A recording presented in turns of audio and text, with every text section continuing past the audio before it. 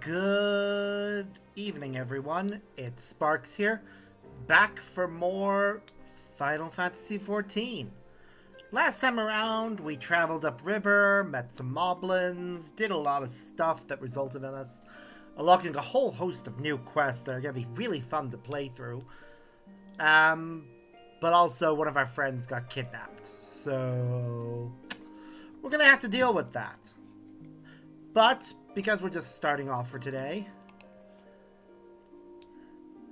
I want to take some time to actually do the side quests. The role quests specifically. If it isn't Sparks, what'll it be? I'm looking for information, actually.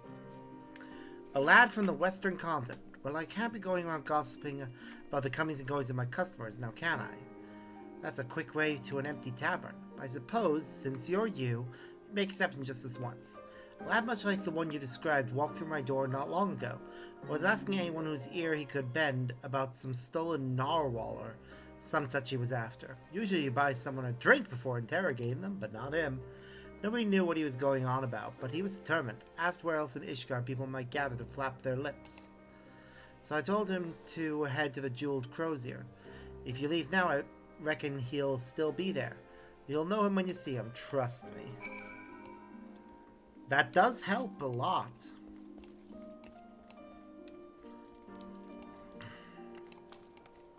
Oh yeah, in between parts, I used my remaining... I used my dailies to get Pictomancer up to level 90. So we're going to be blitzing through Pictomancer's story quests after we're finished with the doing the role quests. Because, you know, I look forward to actually playing Pictomancer quest line and seeing how that goes. It's part of why I named the episode the way I did.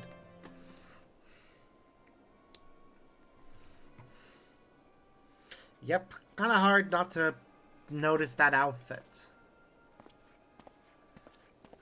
Somebody was rude to him, I'm sure. Bunch of useless... By the narwhal's horn, you'd think manners keep people warm for how desperately these people cling to them. They are trying to rid their city of a thief. Oh yeah, I figured out how facewear works and now I'm using it. And I am so happy because it gives my character so much more flavor. Yes, it seems you know me, but I don't think I've ever seen you before. I'd remember. Lozaniki sent you? Even across the ocean, she can sense when I'm in trouble. Well, I won't deny a helping hand, especially one with her blessing. I'm having no luck getting information from these people. Seems there are unwritten rules regarding favors that no one's bothered to tell me.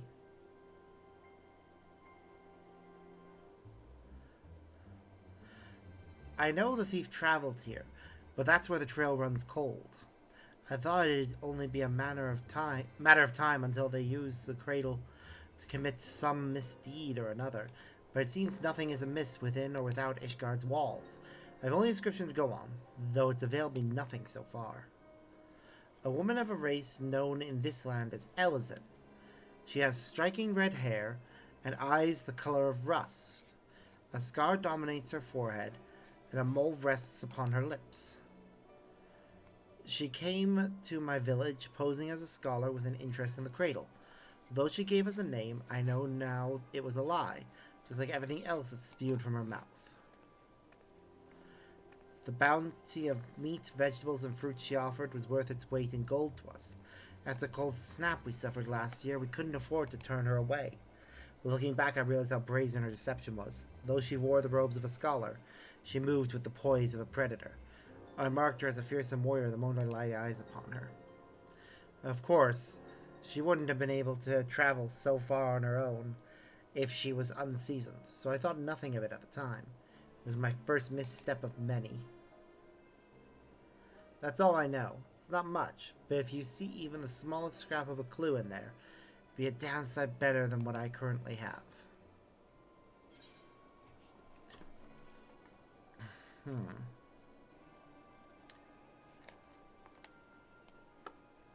Let's see.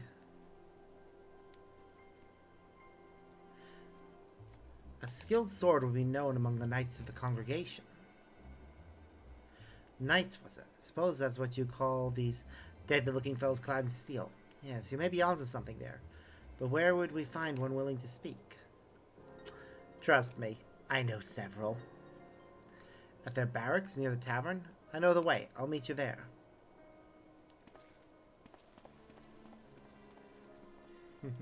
It's very appropriate, actually, to have their barracks right next to a tavern. It means they have somewhere to go and relax after a hard day at work. I do want to change out some parts of this gear, though. Namely, I want to swap out the faceplate. While it is nice, I'd like the one that actually goes with the rest of the outfit. Let's go over to the Forgotten Knight.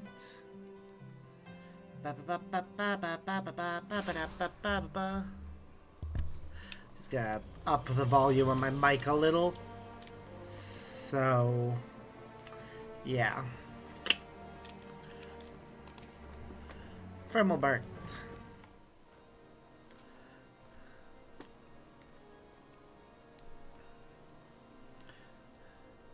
Well, Master Nara, what brings you to the congregation?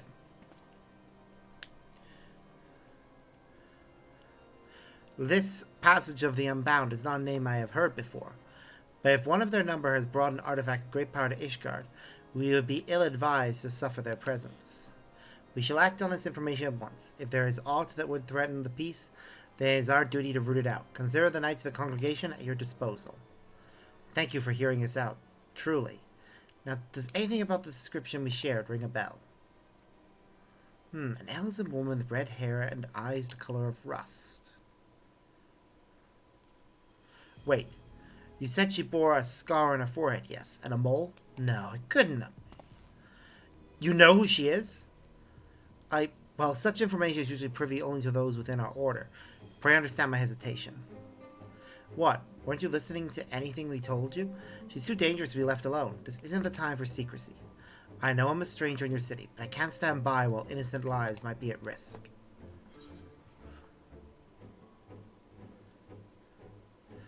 If you can't trust Tentua, then trust me.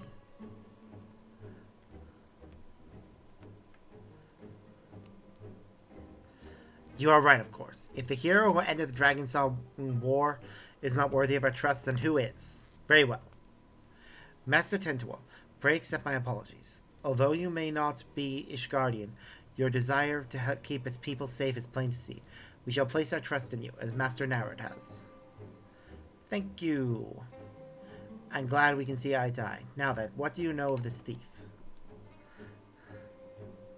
Your description called back some old memories. Memories of a knight named Leofine. Merely recalling your story makes me ill at ease, for the mark she left upon our honorable order was black as pitch. None know of her whereabouts since she was expelled from the congregation. I had thought living with the shame of her deeds would be punishment enough. But if she now consorts with villains that threaten the very foundation of order, then 'tis clear we can suffer her freedom no longer. I shall inform my superiors of this development and suggest the congregation does all in its power to track down Leofine and place her in custody. If we learn aught of value, I promise to share it with you at once. Really? That's more than we could have asked.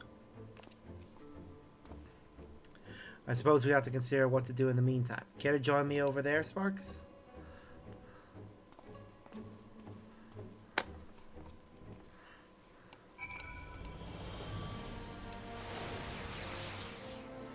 Ta-da!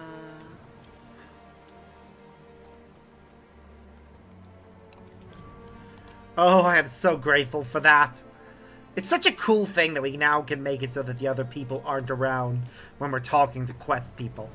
So we have a name, Leofine, a former knight of Ishgard. That means she knows how to hide herself in the city well. Grasping about his straws won't get us anywhere. My own unfamiliarity does little to help our chances. We may have no choice but to wait until the knights discover a lead. Nevertheless, I intend to spend every waking moment learning more about the city and its workings. As for you, I only ask that you be ready to move at a moment's notice. Until then, be well. Alright, so the next quest will be unlocked, I imagine. Oh! At level 92? Jeez, that's actually really soon. I thought we'd be waiting a while. Okay, well. Gotta go over to the Scholar one now. Which one's the Scholar? Actually, I'll just gotta teleport to Limsa, as that's the next one in my list. And whichever one that is. I cannot remember for the life of me which one it was. We shall find out momentarily.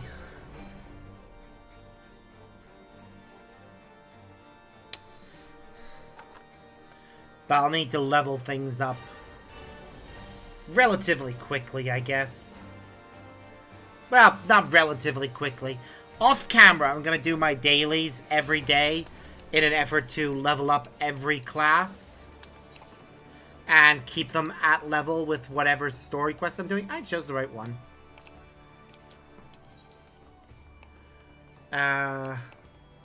What's that? I'm gonna go see what that is about, because that is a side quest, and I need to find out what the frick is going on with that. I don't know. It's a side quest I've apparently missed because it's level 30. So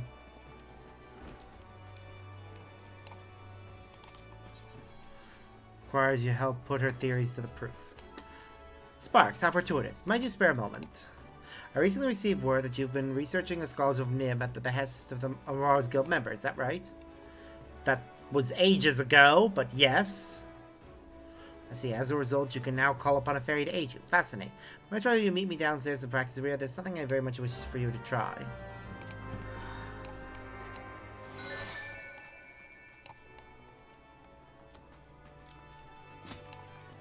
Let's go summon my fairy in case I need it for the quest. If this other quest follows the same rules, I'll be able to do 2 levels of it. And we'll just need to focus on leveling up. Well, Machinist and Gunbreaker are the 2 that are not yet at level 92.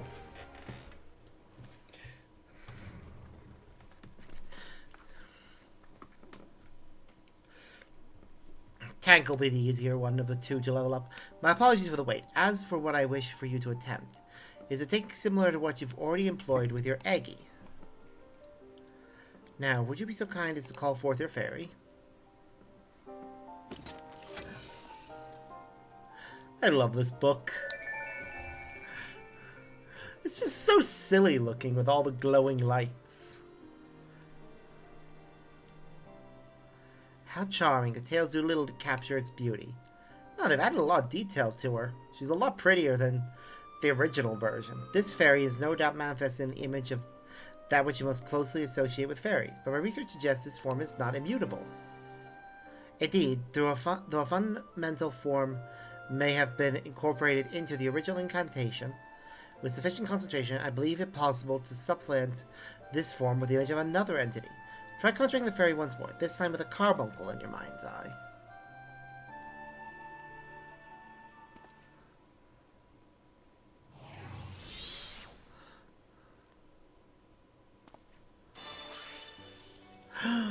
Oh my god!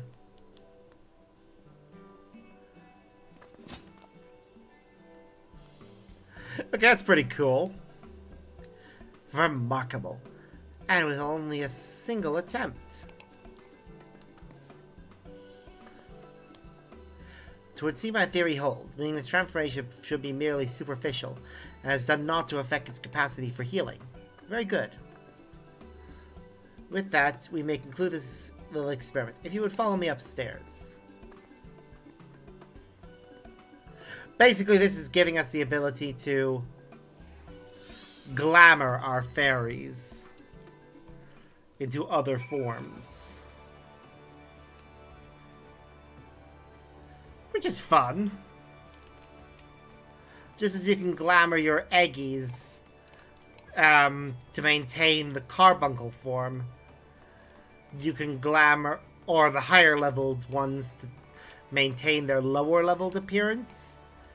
You can have your fairy take on its alternate form. Thank you again for your help, Sparks. That proves to be quite the spectacle. I shall hope you make use of what we've learned here today. I dare say your fairy's appearance may be without limit.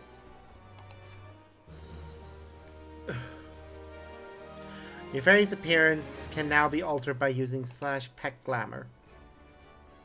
For example, we should change the appearance of Eos to appear as Red Carbuncle. Use tech command Peck Glamour Eos Ruby Carbuncle. For further details, enter !/Peck Glamour.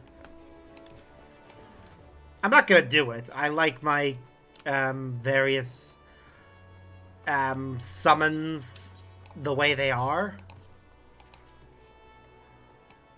But yeah, we should go to...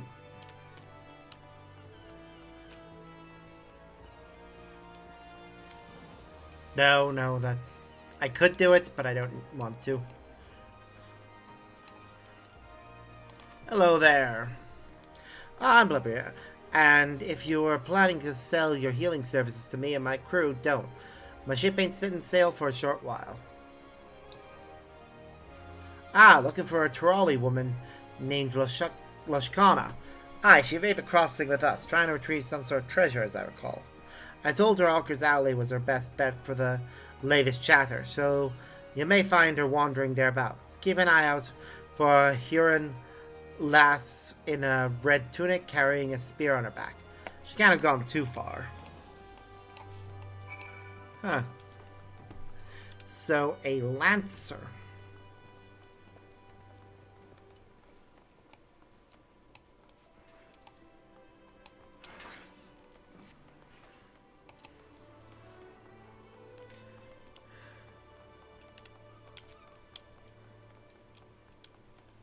Interesting.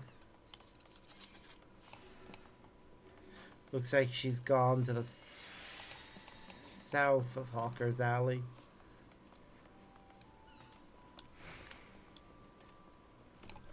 Let's go quickly check some messages.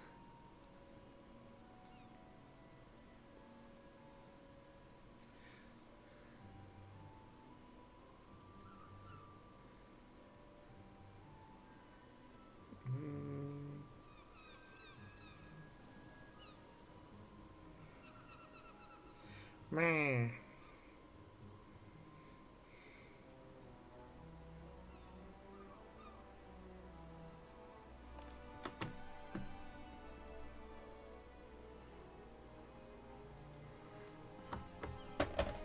Meh.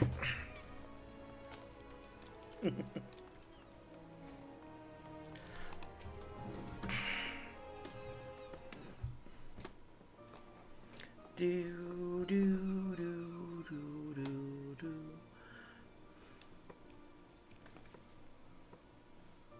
Oh, hello there, stranger. Can I help you?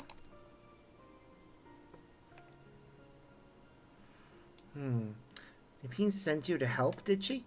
Seeing as I've hit something of a dead end, her timing couldn't be better. Suppose proper introductions are in order, then. I am Lishkana of Dawntrail, and you are? Sparks Narrard of the world. A pleasure to meet you, Sparks. With that, we're strangers no longer. I'm not sure how much Nipine's already told you, but I assume you'll want to hear more about the day of the theft.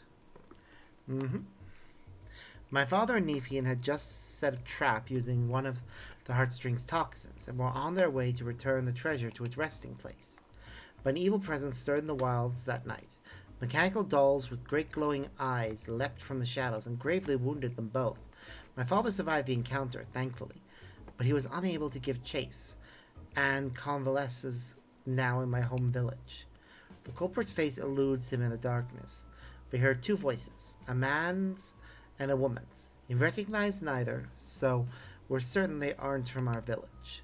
Whoever those two were, they must have been the ones controlling the dolls before making off with the heartstring. Rook Evu said they are part of the Passage of the Unbound. I'm afraid that's all I know of the culprits. Still, that may change if I can ascertain the cause of the recent blinding incidents that have occurred here. Fortunately, I've had much luck asking around. The thought of addressing even one person here is, well, overwhelming. When you're from a remote village like mine, the few I've Alright, when you're from a remote. Yeah. The few I've attempted to speak with were too busy to even listen in the first place. You, on the other hand, look ready to take on the world, or at least the city. I'm sorry to ask this of you so soon after we've met. Could you help me gather the latest hearsay at the markets? Of course. My pleasure. Many thanks. I'll search the quieter districts for clues in the meantime. And hopefully not get myself lost along the way.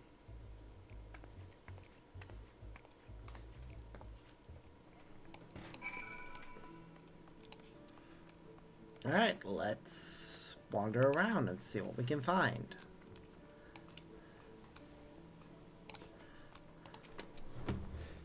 The recent chaos in the markets? I'm told the Yellow Jackets have been thoroughly investigating the matter in cooperation with the Adventurers Guild. If you're in a hurry, there's a Yellow Jacket making her rounds by the way of the Fisherman's Guild. She'd be a good one to ask. Okay.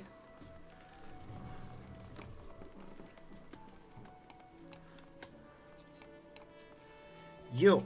Hi. Blindingans. I know of them. Started with some bad fruit at the stall in Alker's Alley. A few bites in and folks suddenly go writhing on the ground like beach sea serpents, claiming they can't see a bloody thing. I don't blame them for raising hells with the shopkeep neither. Poor saws couldn't move an ilm until the treatment came and they could see properly. The shopkeeper was rightly furious about the whole ordeal. Took it up with his longtime supplier. Escalated into a real spectacle it did. Turns out the same problem was occurring at other stalls, and with fruit from different suppliers, so it don't make sense to pin the blame on individual sellers if the whole supply chain's tainted.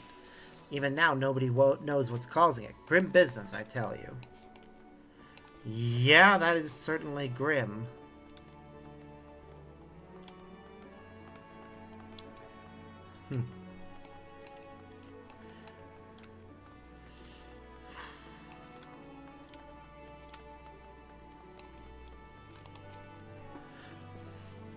Why, yes, I know about the blinding innocent. I experienced it firsthand. I was rather peckish, so I purchased some fruit from a local stall and took a few bites on my way home. But before I knew it, my vision went dark. I stood there shaking and crying, terrified of what would happen if the darkness never faded. I thought I was alone until I heard a woman nearby howling with laughter. Fortunately, I didn't suffer for long. A passing adventure cured my sight with Asuna, and I went about the rest of my day as though nothing happened. I haven't been able to look at fruit the same way since. Your investigation of Hawkworth's had proved successful, but you sense there is more to be found. Seek out the Yellow Jacket on patrol, and you may have further details on the blinding incident. Right, and said person is by the Fishers Guild, apparently. So we'll fast travel there.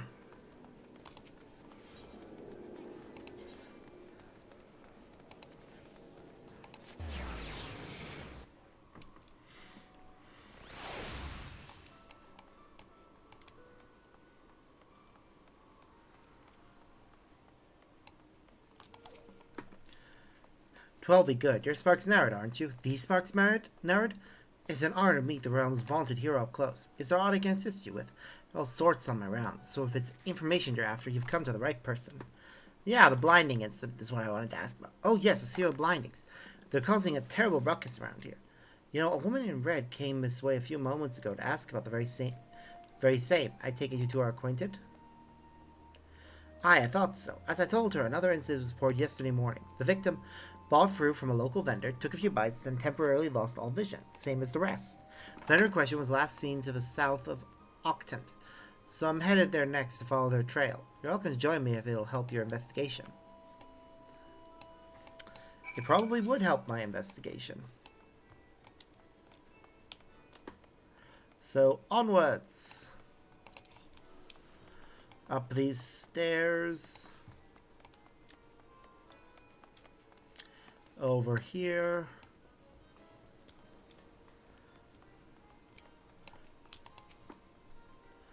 He's paralyzed. We've got to do something. But I have no talent for healing magic because I don't have any spine drops on me either. Perhaps Asuna might do the trick. I know Asuna, don't I? Where is it? Oh, there it is.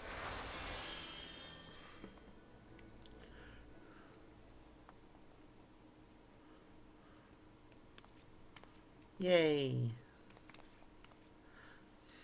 I'm healed. I'm healed. Oh, thank a 12. And you lot, of course. Excellent work, Sparks. On behalf of the Yellow Jackets, I owe you my thanks as well.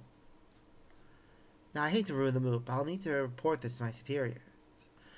Could you tell us what transpired here before we found you, sir? It was awful, just awful, I tell you. Aw. I was walking home after another arduous day at work, minding my own business, when a Lalafellan merchant suddenly called out to me. You, my good man, look exhausted, he said. Why not soothe your weary spirits and fill your empty belly with one of the realm's sweetest apples? You've earned it. Nay, you deserve it. It was a tempting sales pitch, but I wasn't keen to gamble on potentially cursed fruit. Since my he probably declared his merchandise safe to eat. He sounded sincere enough, even took a bite of the apple himself. No tainted fruit here, he boasted, just normal, honest-to-goods produce. He sold me the apple at a reasonable discount, and all seemed well.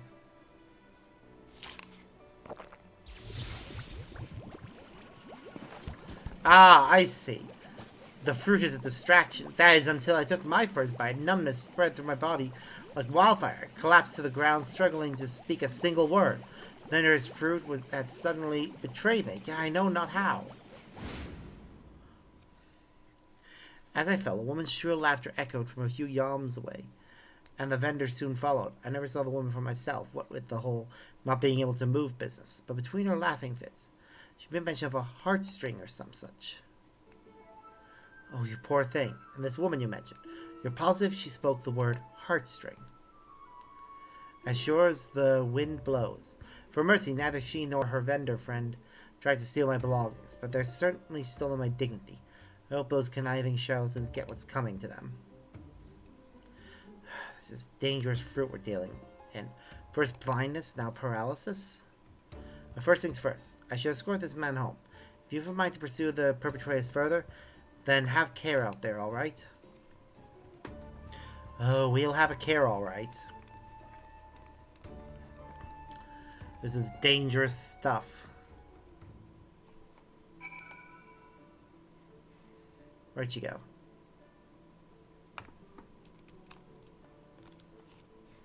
There we go. There's no doubt about that. Our thieves are at large, right here in Limsa Laminsa. The buying talks is simple enough to master, but it's unsettling how quickly they've learned how to inflict paralysis as well. I just don't see what purpose this all serves. Be able to learn anything of their motives. Nope. So they take pleasure in their victims' pain, but nothing more, at least. Nothing more than we know of. Whatever their true aim may be, we must discover quickly before more victims suffer at their hands. Hunter must adapt to their environment if they wish to snare their prey, but I have so much to learn about this place. Still, I've tracked them this far, which is a good start. For the time being, I'd like to petition those officers in yellow for any new information they acquire on the heartstrings whereabouts. When we come across any promising leads, I hope I can count on your support again. Certainly can, and I'm gonna do the next quest immediately.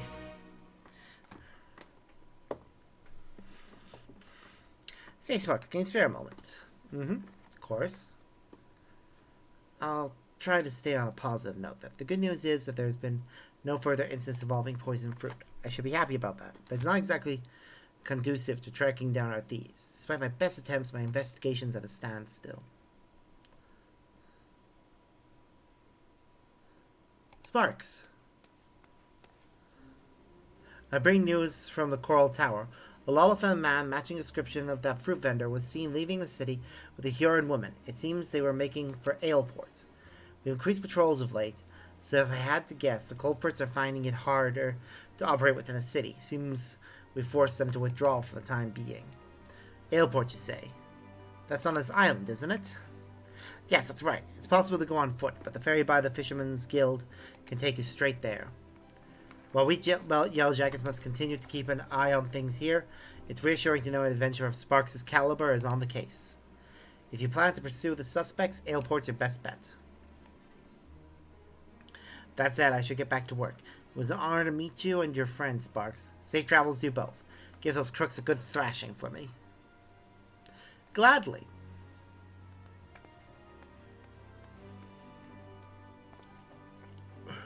The city's protectors place so much trust in your abilities. I'm lucky to have you on my side. Yep, you sure are. When I first set sail for yours day, I feared I'd never see the Heartstring again, but one step closer to bringing it home. In XIV, we best find our way to the port town before that pair of troublemakers defiles another fruit supply. I'll go on ahead and take the ferry. Meet me in Aleport once you're ready.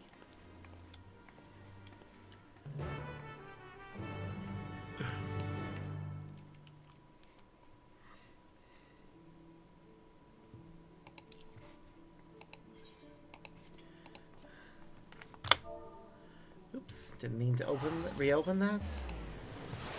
Just keeping the log window hidden because of people chatting. Me not wanting to see that right now.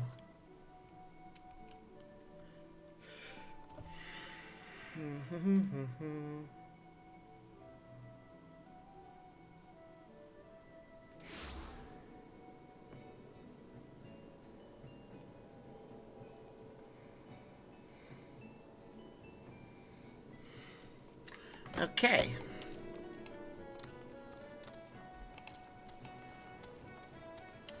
There's Lakshana.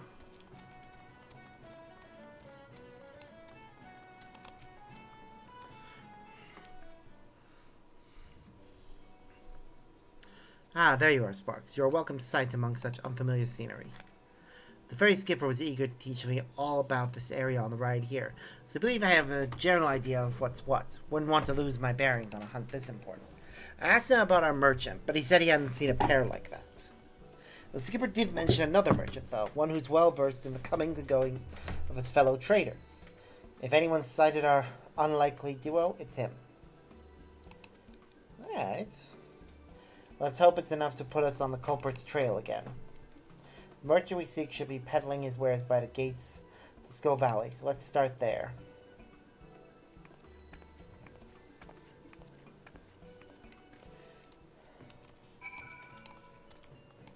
Do do do do do do do do do do do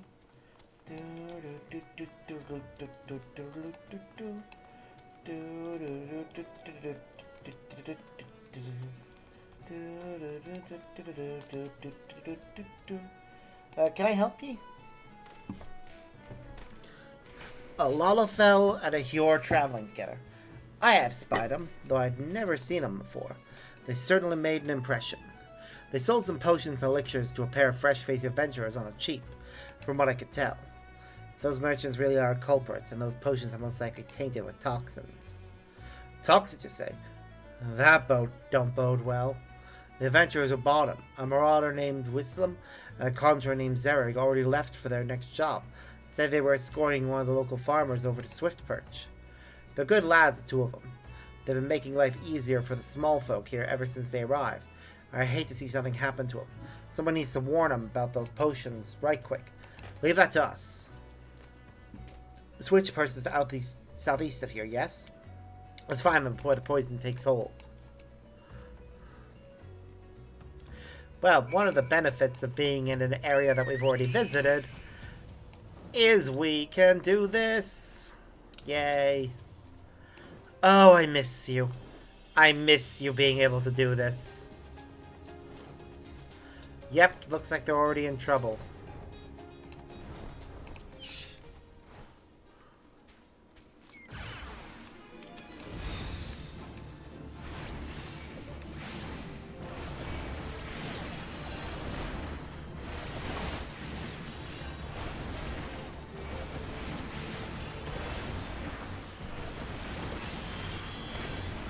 Well.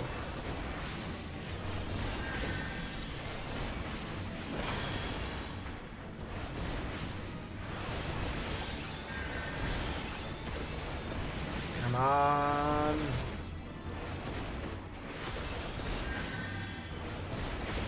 Did they just heal themselves?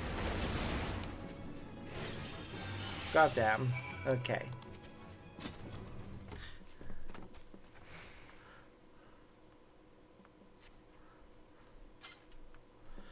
Thank the gods you found us when you did. The potion sellers must have swindled us. One drop to elixir was all it took to send Derek the fiercest fit of hiccups I've ever seen. Poor bastard couldn't cast a single spell. Who are you calling a poor bastard? If the heartstring toxins are at work here, we should be able to cleanse them with Asuna, just like last time. Sorry, did you say? Oh, son, we'll have plenty of time to chat after Zarek stops hiccuping up a storm. I hate to ask more of you, but if you could cast Asuna on my partner, it'd be much appreciated.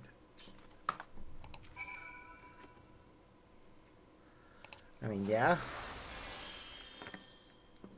Easy done.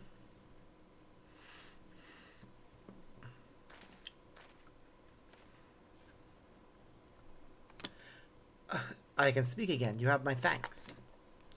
Bloody hells. First we waste our hard-earned coin on poison potions, and now there are killer mammoths on the loose? What's the world coming to?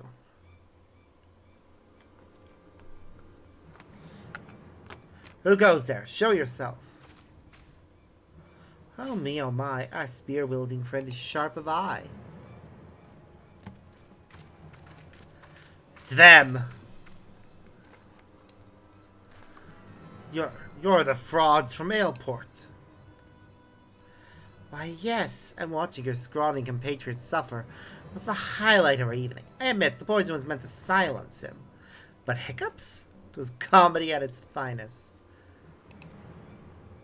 Perhaps the elixir reacted with the venom. Regardless, we've had our fill of fun from the results, so I shan't complain. Venom, and you must be the thieving cowards from the Passage of the Unbound. Oh, my sweet fairy apple. You know us. I suppose that means we're famous. Can't believe it. Oh, who am I kidding? Yes, I can. Indeed, I am the Passage Unbound's alchemist extraordinaire, the illustrious Eleret. And I'm so very, very pleased to make your acquaintance. One, love the song in the background. Kokonoa at your service, Eleret's helping hand and master of mammoths. Your garb is ever so familiar to me, my dear. Don't tell me, you hail from that little village in Tural, don't you? My goodness, you've come a long way. How was the voyage? Enjoying the sights? Enough. You've got a lot of explaining to do, starting with the reason you took the heartstring. Is this part of your organization's grand scheme? Well, the apple bites back. It is true that my unbound compatriots harbor lofty ambitions, yes. But I have no interest in overthrowing nations. I merely crave the mires of chaos they've promised me. I aim to bring more laughter into this dreary world, one mischief and a few handy poisons at a time. Kokonoa and I are having oodles of fun expanding our repertoire of toxic treats. Yet there's no greater kill to our thrills than a healer who can whisk our hard work away. Yes, of course, I master a toxin even he can't cure.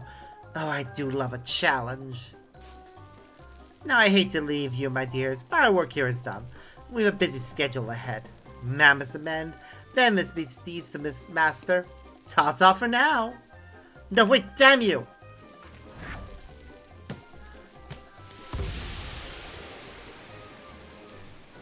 Please just... Oh, stench. It smells like a corpse just shat itself. That is a description and an image that I didn't need. Oh, this odor is too much to bear.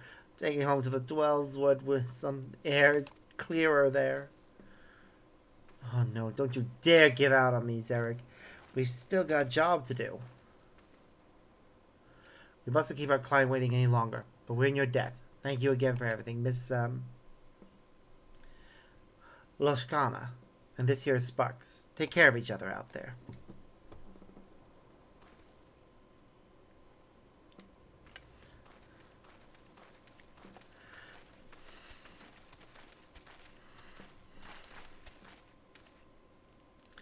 Much as I'd like to track down the Unbound, I know better than to tread further into their territory without a plan.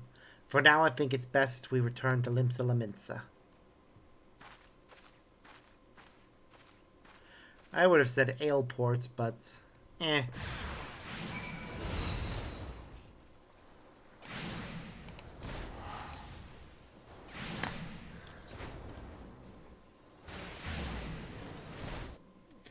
Do do do do do do do do do do do do do.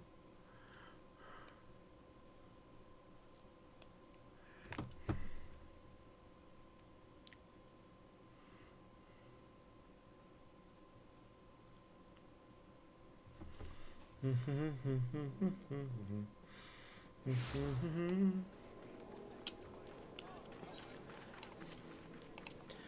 this is a fun quest line so far.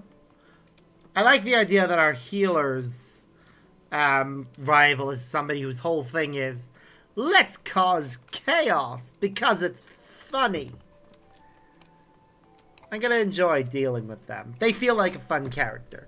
Thank you for the support back there, Sparks. Asuna truly does work wonders. And that Elloret, I can't stop thinking about what she said. My blood boils knowing that this is all some sick game to her. How dare she toy with the heartstring for her own amusement? Also, even the youngest children in my village have more sense. Still, we did make progress. Now the villains have revealed themselves, it'll be easier to give chase when they choose to make their next move. In any case, I'll keep you apprised of the latest news as soon as I hear it. We'll be back to the hunt before long. Alright, what level is the next one? The next one is level 94. Alright, well, with that in mind, our next one is in Kugane. Hunter of the Hunted, that's the one with the bow. And I think it's the melee fighter one. Well, only one way to find out.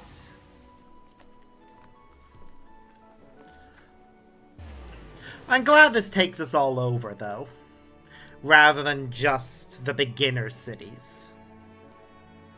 It'd be nice if it took us to one of the Endwalker cities as well. But in fairness, we spent a lot of time in those very recently, so it makes sense to have us visiting older locations.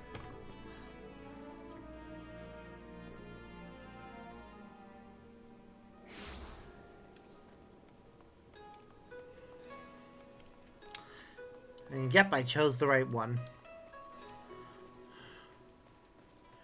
This is another one where we'll be able to do 2 levels of it, because we're already at level. Welcome to the Shihokaze Holstery. How may I serve you? You're searching for someone? As a matter of fact, I do distinctly remember seeing a Vieira woman of that description earlier. Afraid I could not tell you where she may be now. Shame. What about you? A lass from Tyrol, was it? Sorry, can't help you. That reminds me, though, her Tyrol has its own local variety of spirits called mezcal. I've been to taste it myself for an age now. But you have no idea how hard it is to get one's hands on a bottle of it here. Okay, next person's probably at a higher location. A Vieira woman bearing a bow. Why, yes, I do recall such a person. It was hard not to notice her, really, given how she was peering at every little thing. If she came from distant lands to the west, no doubt Kugane is quite the unusual sight for her. With any luck, she'll still be where I saw her, the vicinity of the Sekisagumi barracks. That makes sense. The barracks would be an ideal location for her to head to, as she's likely to run into somebody who knows something there. Ba-da-ba-da. There we go.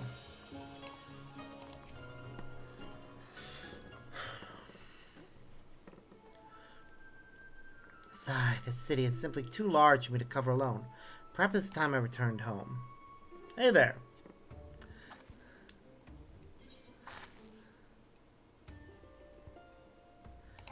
Itoka?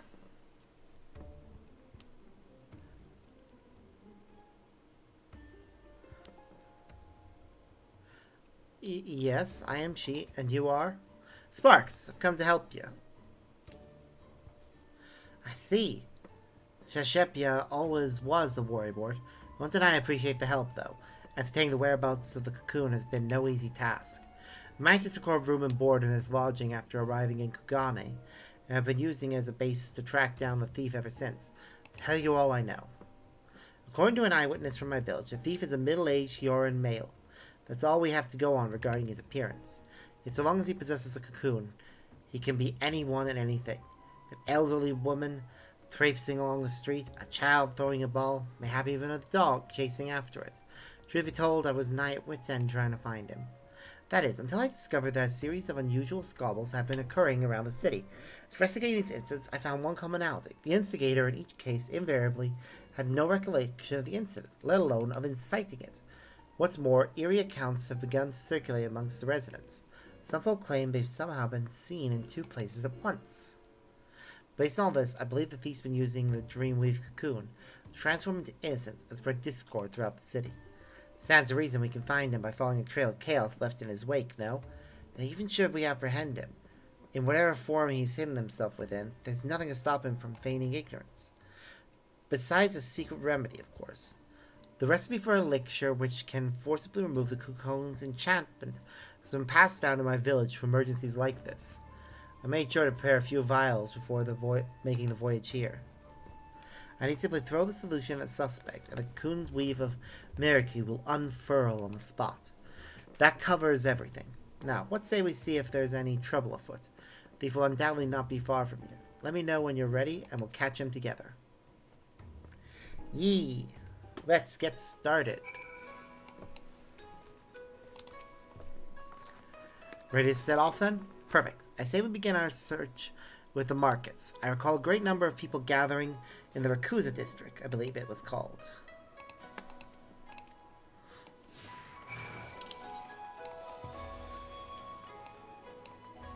Just want to check something quickly though.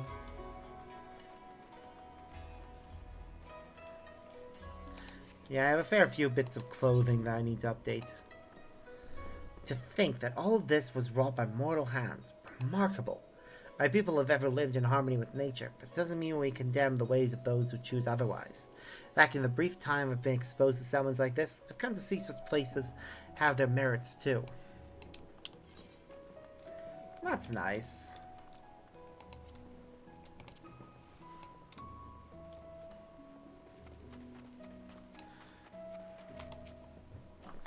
Ba-da-ba.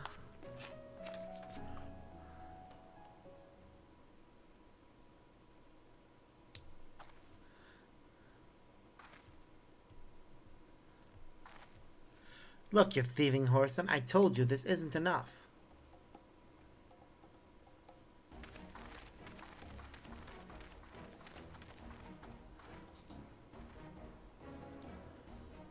But sir, that can't be right. I am sure I gave you your change in full. Enough, hand over my money or I'll take it by force.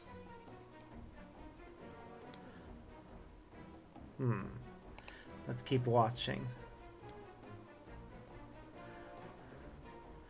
But isn't it obvious? No one gets so worked up over a handful of coins unless they're looking for trouble. Feel yourself, villain.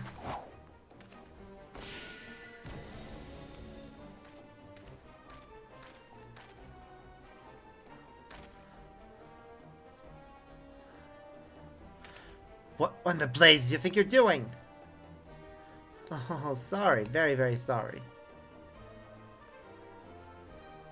Oh dear. 1,000 apologies, sir. I gravely miscalculated your change. I will return what you are owed immediately. I beg your forgiveness. And that's why you keep watching.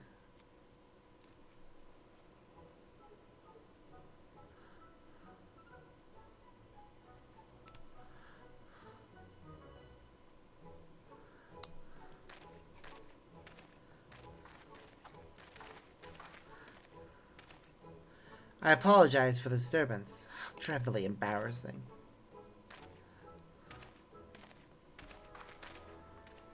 Well, Hunter doesn't quite quit after a single arrow misses the mark. Best not to dwell on what's done. Instead, focus on our next course of action. See how things fare in Kogani Dori. This time, please, be patient.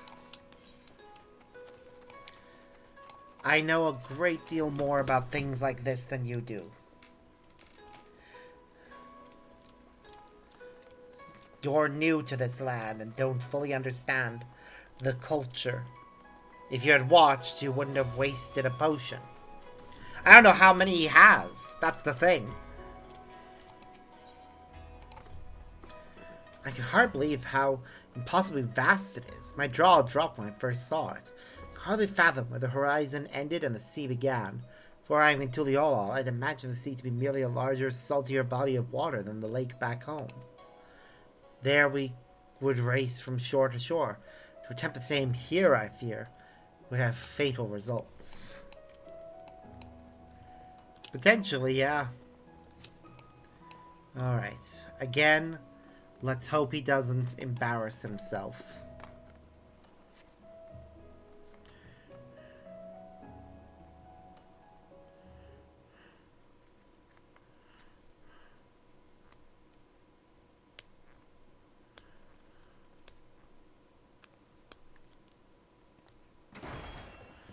I'll cut you down where you stand, you lecherous lummox.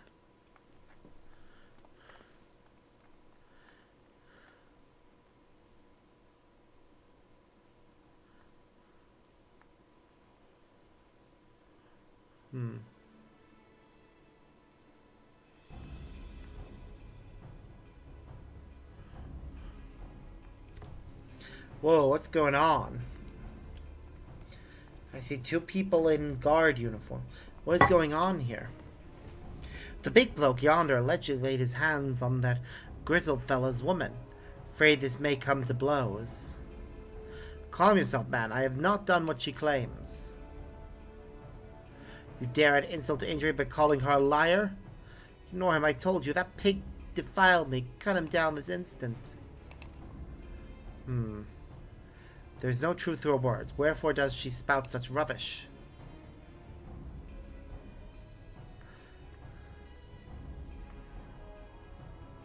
Come and give me strength. Cut the blade brute down already. Yes, not less than your head shall serve as penance for your crimes. Very well, let my blade prove my innocence. Oh, she's suspicious. It's her, right? Yep.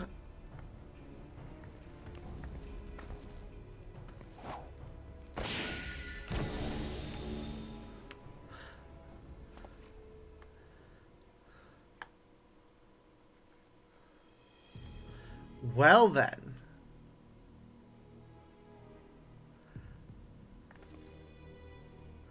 Was that really necessary? No matter, I was growing wary of this petty farce. It's time to move on to bigger and better things.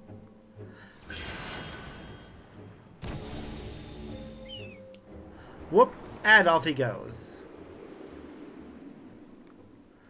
Oh no you don't.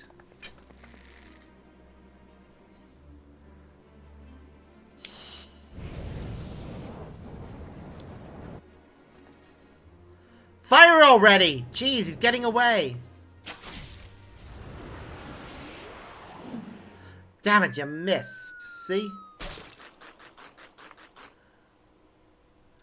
You nearly hit a poor fish, man!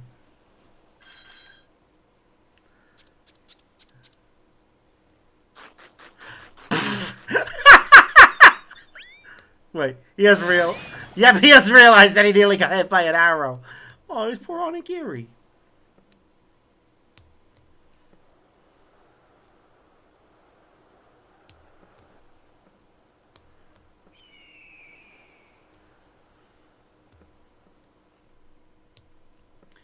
How odd. My bow is more out of tune than I realized.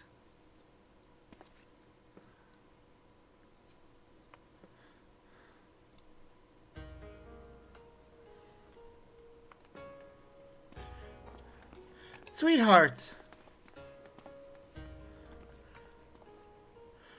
Is it really you? Oh, thank the Kami you're safe.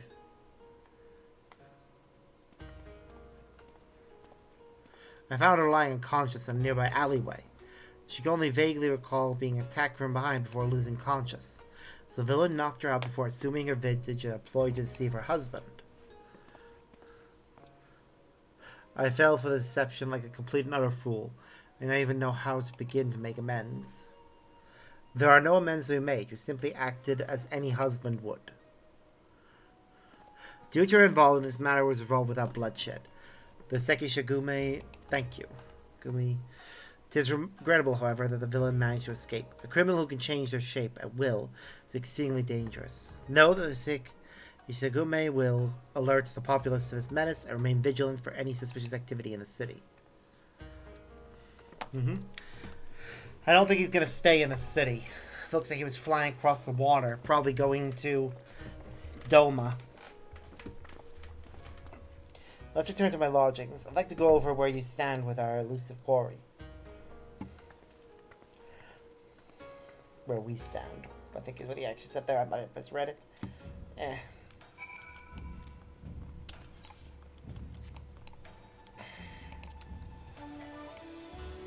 Boo boo boo. Boo boo doo boo doo boo boo.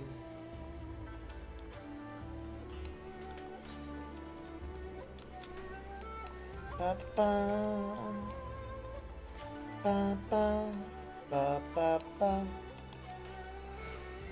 As predicted, the thief has been using the cocoon's power of mimicry to incite conflict around the city. What he hopes to accomplish by doing so, however, is still unclear. And so long as he still has this power, our sole means of tracking him remains the havoc left in his wake. A trying trail for any hunter, but I'm heartened to have a warrior like you beside me as I tread it. We'll catch him together, and when we do, we'll met out the justice he deserves, Sparks. Yep, we sure will. Good to see you, Sparks. For better or worse, I haven't heard about any unusual incidents in Kugane since our last altercation with the thief. There may be reason for that. And do you remember when he claimed he was moving on to bigger and better things? If we're to catch him, we may have to expand the scope of our search beyond Kugane. Yet he traveled all the way from Tyrol to this eastern land for a reason. I can't imagine he'd go too far. Do you know of any other settlements nearby? The Ruby Sea is dotted with settlements. People live out in those waters, but they're so vast. Where would we even begin? Ah, so the Bakufu has an outpost at the Ruby Price. That sounds like the perfect place to start. Let's make our way there and avail ourselves of the soldiers' intel. If anything out of the ordinary has occurred, no doubt they'll be aware of it. Shall we? Yes, let's.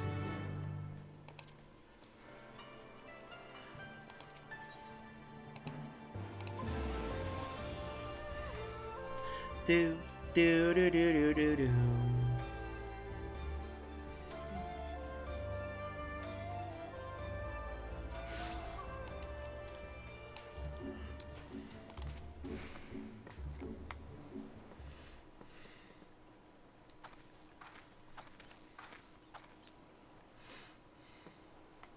Well, this is unexpected. What brings you to the Ruby Price? Disputes? Stranger should ask. Not even a moon ago, the waters of the Ruby Sea were poised to turn a sanguine shade. Please tell us everything. A Confederate skiff approached the Ruby Price without authorization, and its occupant began hurling insult after insult in an obvious attempt to provoke us. We did not succumb to their provocations, however. After warning the vessel we'd fire if they drew in closer, they withdrew without a word. However, should they attempt to provoke us again, you will not display the same level of restraint, and the roar of our cannon shall signal their comrades to rally in full force. The waters will flow red. Of that there can be no doubt. Tensions run high. Not like this has ever occurred. I see. Thank you for the information. Might we speak privately? Yep. Oh, I think I know what's happening. Somebody posed as a member of the Confederate in order to cause problems.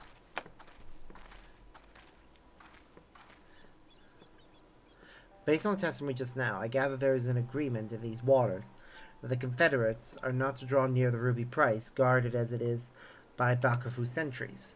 If that's the case, then as the soldiers stated, I can only conclude that the vessel earlier was attempting to incite a dispute between the two factions, which fits the modus operandi of our quarry, wouldn't you say? Perhaps it was he who sailed here under the banner of the Confederates. Wherever the case may be, we have nothing but conjecture. We'll need solid evidence before we can alert the soldiers here to this threat. I doubt they heard our warnings otherwise. First, we need to verify if any members of the Confederacy actually approached Ruby Price. Do you know where their base of operations can be found? Yeah, just over there. Literally just over there. Sakazuki. Looks like it would be fastest for us to swim there. You can swim. I am going to take a mount.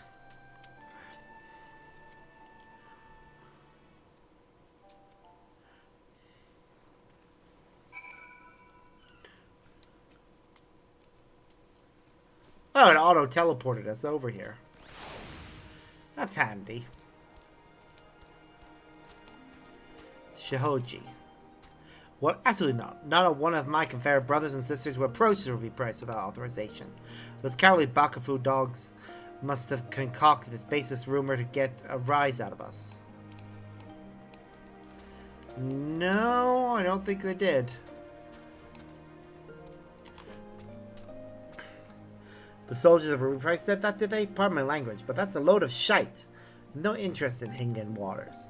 If anything, I've seen their skiffs encroaching on our territory of late. If you ask me, they're the ones thirsty for blood. Okay, I think I get what's going on.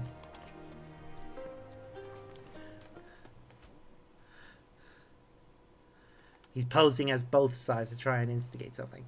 There you are, Sparks. Listen to what this person has to say. The situation is more grave than we thought. I'm thankful you came, and not a moment too soon. Captain Rasho ain't been acting himself, you see. Normally where he goes, town's where he goes, but not today.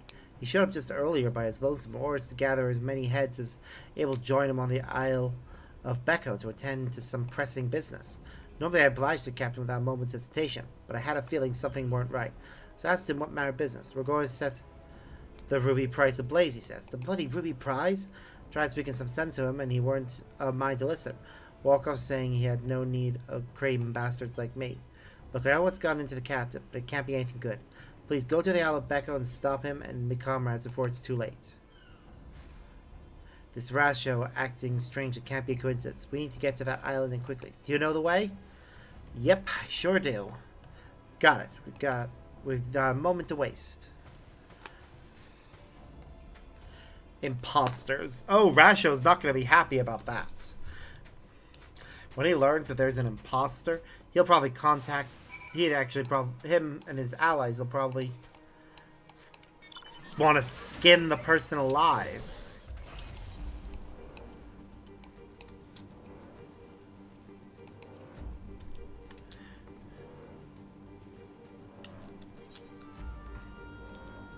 Do do do do do do do do do do do do. Do do do do do do.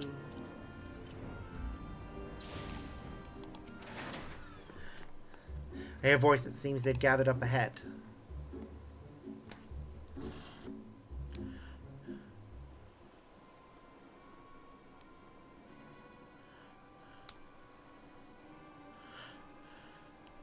Those scum think they can encroach on our territory and get away with it.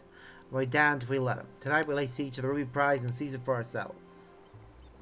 Are you sure? If we do this, we won't just be starting a battle. We'll be starting a war. You've been acting strange, Captain. What's gotten into you?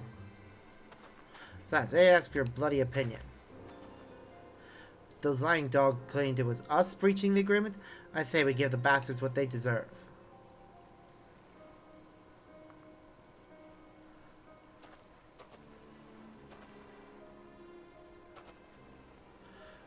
You are not welcome here. Begone if you value your lives. You're a terrible actor.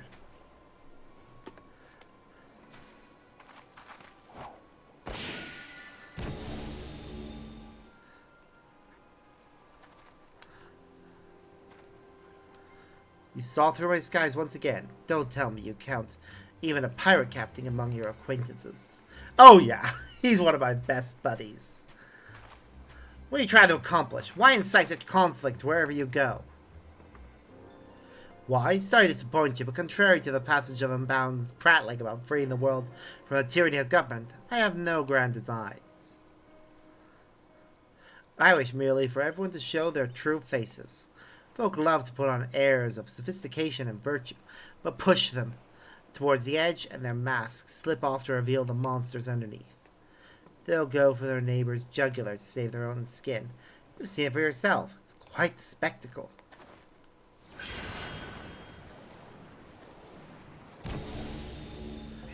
A bird again. Don't miss this time!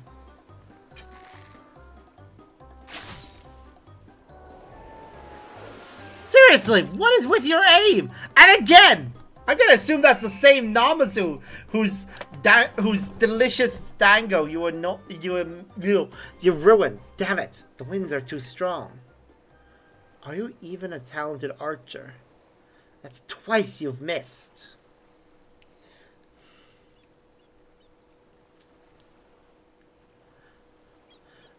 A man of 1,000 faces is a true menace indeed. We'll return to Anakoro forthwith to alert the captain. Rest assured the Confederacy will be keeping close watch over the Ruby Sea. I didn't think for a moment he was an imposter. Lies he spouted about the Bakufu soldiers were enough to make my blood boil. To think what would have happened had you not been here to stop us. Kami bless you.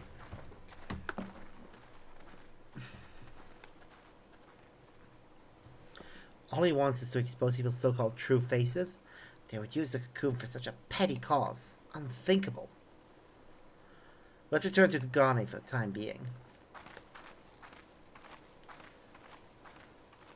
Yeah, I'm having doubts about his skill as an archer. It's written across my character's face.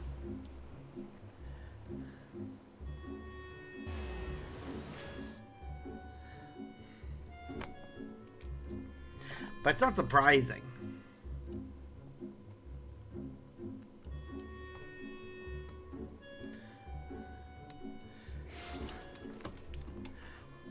When they miss in the manner that they have, it makes it hard to believe they're actually as skilled as they claim to be. Damn it all, I can't believe a bastard like that. I forget, I find myself more disgusted with that villain each time we see him. I think all this is driven by small-minded spite? From what I could gauge, he didn't fly towards Kagane during his escape. I believe he seeks a new settlement to terrorize. Now the Confederacy and I are acquainted, I'll see if they can't help me sniff out his roost. No doubt, where there's smoke, he'll be there stoking the fire. I suppose I'll use the spirit to tend to my bow. Next time our arrow will fly true. Yep, and now we gotta wait until level 94 to continue. So until then, the one in Ralger's Reach. Which is not the magic one, that's Power Forgotten. So this one must be the one for Machinist? Yeah. 2, Ralger's Reach. And yeah, I am so happy about the whole face gear thing that they've done. It makes me so happy about the fact that I actually can wear glasses with my hat.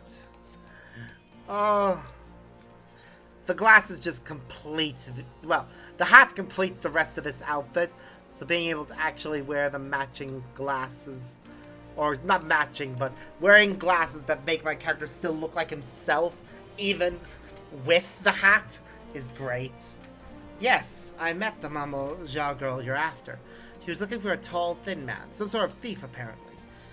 Sound a bit like the leader of a gang of bandits that lurks around Virjala, so I told her as much. Chances are that's where she headed. Hope she stays out of trouble.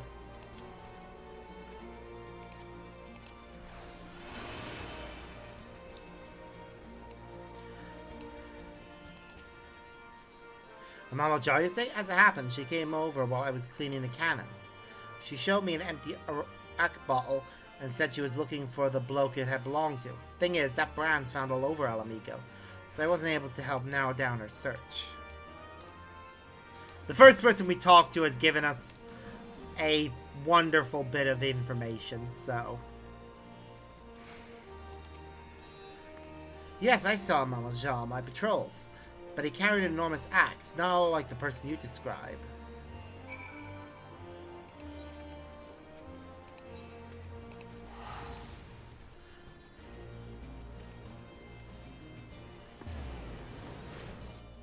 She may have brought a friend with her, which will be good.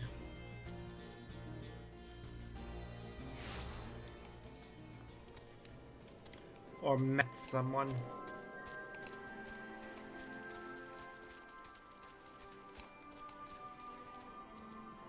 Yeah! There we go.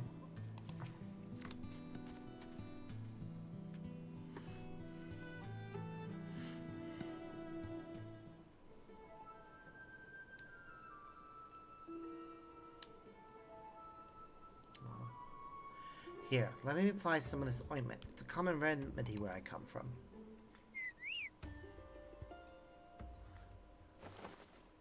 Hello there.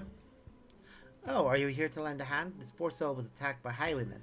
I could use help tending to his wounds. Don't worry about me. It's my escort who's in trouble. He's in pursuit of the thieves, and I fear he's bitten off more than he can chew. Please, will you aid him? Yep, I can do that. Aw, cute chocobo.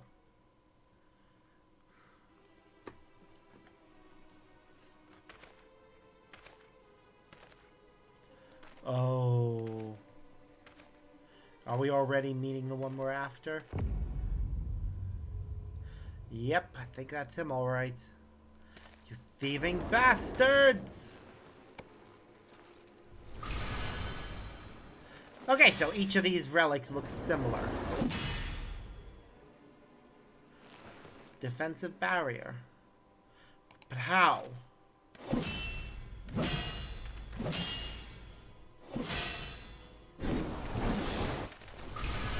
Behold!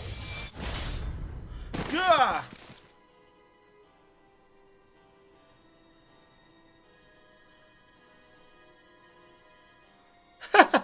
Nothing like a bit of divine intervention to tip the scales in my favor. This artifact in my hands, I am invincible. I beg to differ.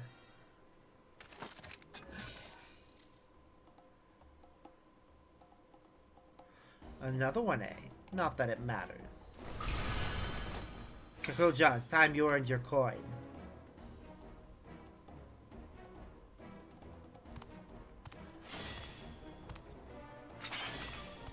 Yeah, that barrier is not going to help him. I appreciate this, but he wasn't joking about divine intervention. It's a strange force pushing me away. I can't even get near them.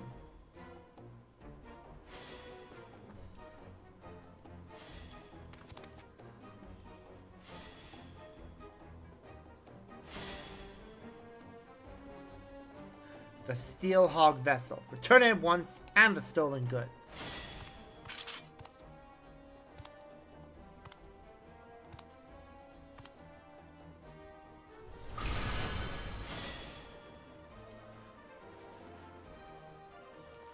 You followed me all the way here from your backwater village. Alas, your journey has been for naught. The vessel is mine. I, Shoutafeed, will make better use of the artifact than you and your ilk ever could. By the might bestowed upon me, I will become savior to the oppressed and destitute. In light of my grand ambitions, the vessel's power will be wasted on the likes of you. If you're gonna hunt without it, might I suggest a change of diet? I hear the acorns are delicious at this time of year. And they're fleeing.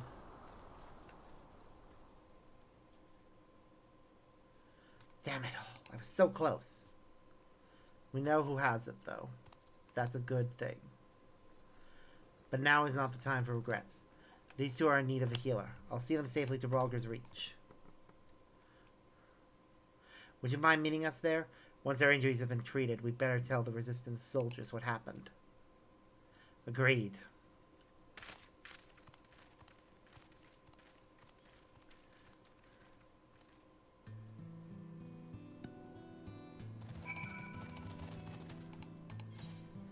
It didn't auto-teleport us to Ralger's Reach, which is a shame.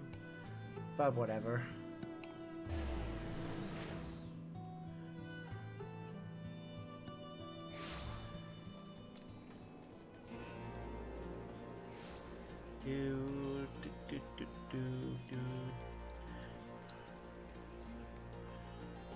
These two may be able to help us, though.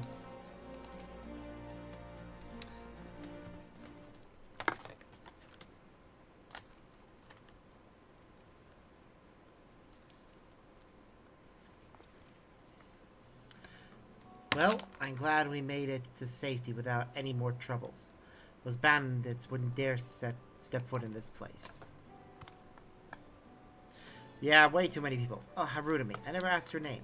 Or how you chanced to cross us, for that matter. You came all the way from Tuliala at my grandfather's behest? Can't tell you how grateful I am. As for the highwaymen, they possess a steelhawk vessel, a treasure from my village. Not only does it grant protection from harm, it also produces a potent blast when the barrier is dispelled. As long as our enemies have the vessel, attacks at close quarters will be extremely risky. Although, as we say in my village, cracks form in even the mightiest of shields. Knowing this, we are careful not to rely too heavily on its power. But now the steelhawk vessel has been stolen, this self-same power is being turned against innocent people such as yourselves. I only hope you can forgive me for allowing this to happen. There's nothing to forgive. If anything, we should thank you for coming to your aid. That XIV as lackeys have a lot to answer for. Indeed, we'll give the resistance our testimonies, and with any luck, the information will go some way to clapping those bandits in irons. I'll go with you. The soldiers here need to be warned about the vessel. No, leave that to us. Relay what you've told us, word for word. After all, you'll need to move quickly to have any chance of getting your artifact back. When you catch those robbers, give them one from me.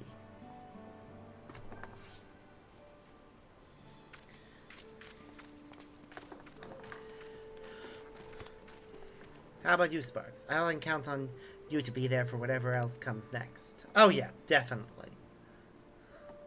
I knew it. I sense you're eager to get started, but I need to plan our next move. Bandits aren't known for being found easily. Surprised to see a fellow Mamulja among them. Can't imagine why that Kakulja would work for XIV of all people. I'm sure we'll find out. He seemed reluctant to fight you, though. Also, I don't know if it's just me, but this is all the female Mamulja that we've interacted with seem to have slightly more, well, they do seem to have more feminine features, which is an interesting design choice.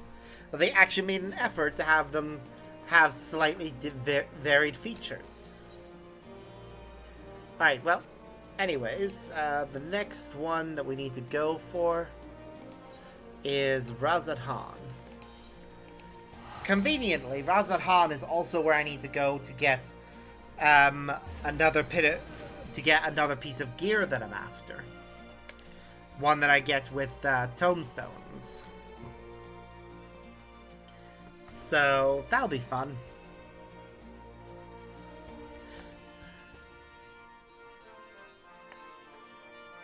Probably off camera, I'm gonna run through the level 91 dungeon a few times just to, well, either that or other dungeons. I'm gonna try and level up the trust system, I think, if I can. That person was T-posing. Or almost T-posing, because they hadn't loaded in properly. Okay, first, Tomestone Exchange. Discipline of War. I want to get the Circlet of Fending.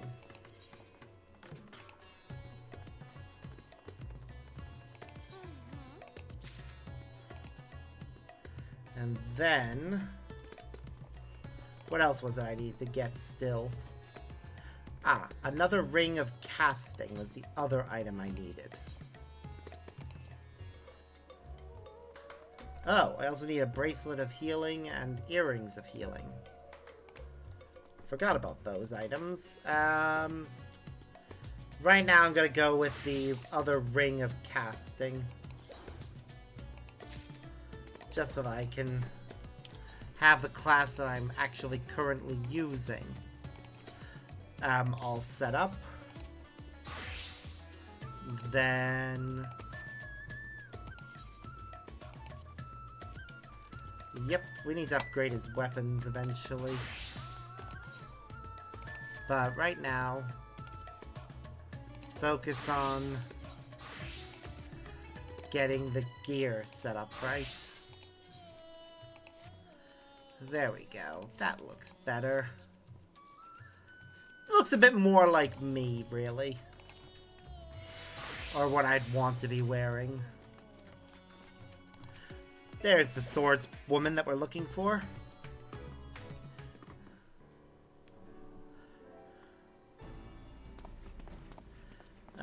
That's a big sword she has compared to her height. Jesus. That's like the length of her leg almost. Oh, are you looking for me? Whatsoever for? Sparks? And you say my mother sent you?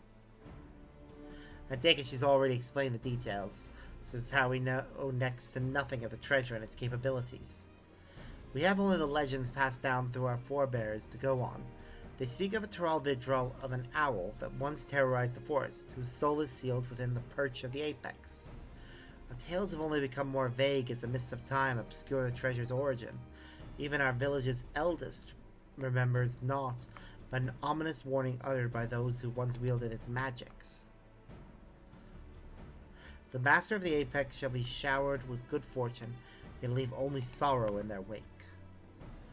Ooh, that's ominous, alright. It's clear that despite owing their safety to the apex's power, our forebears viewed it as something to be feared. It must be truly immense. Now on to the matter of the thief. Even during our brief acquaintance, he made plain his desire to bring change to Razat-Han. Naturally, I've started my search here, and I've been seeking anyone who's expressed dissatisfaction with the status quo. Sure enough, I soon heard stories of recent revival. A stealth-side savior of Razat-Han who proclaims that he will lead the city to greatness, and calls himself the Justiciar. He's apparently taken on the burden of personally exterminating the beasts which infest Vavner's wilds. He made a great show of claiming he alone is equal to the task. While he certainly draws a crowd with his boasting, they only watch with morbid curiosity as he sets off into the jungles alone. I realize this could have nothing to do with our problems, but even the smallest lead must be pursued. I've heard he often gives his speeches at the region's smaller settlements. Shall we go to see this Justiciar for ourselves? It's decided. I hear Yelmad would be a good place to start. Hopefully there we can find our next crumb of a clue. Yeah, hopefully. I definitely need to replace the boots of this outfit next, just to finish it. Because the boots we currently have really don't go with it. Alright, we're going to Yelmad. Yelmad. I don't know how to pronounce a lot of these names. I wish I was better at guessing or understanding pronunciations. I really do. But I am shit at it. Can the clothes I'm wearing be dyed?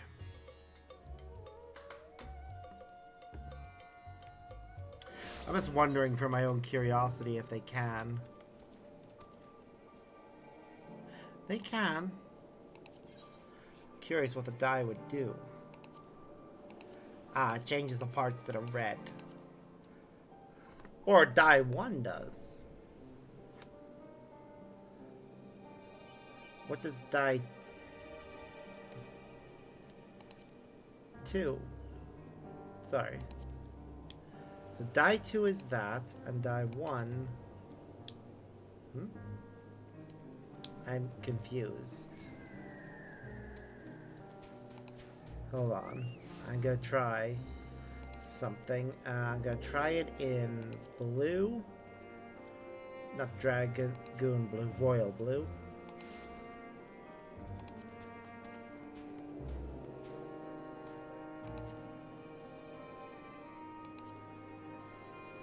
God damn it. I want to test it.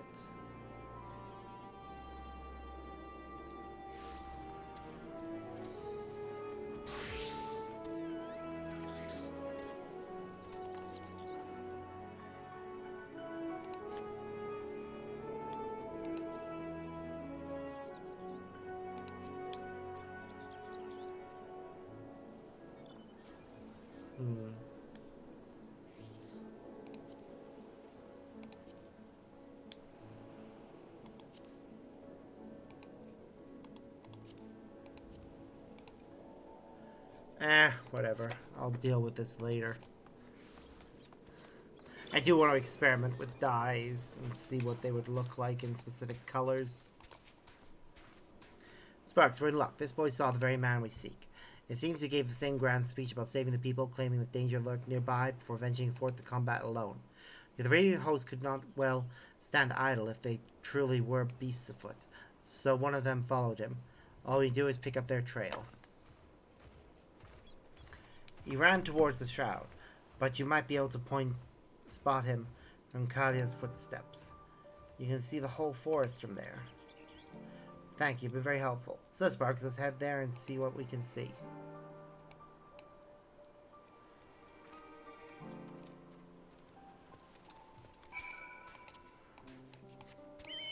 Yes, let's see.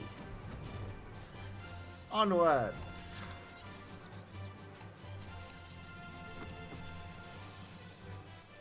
Wait, so there's an area around here that's also called the Shroud of the Samga. It is a little confusing to use the same name like that, but eh. Ooh, must remember to send a message later about something important.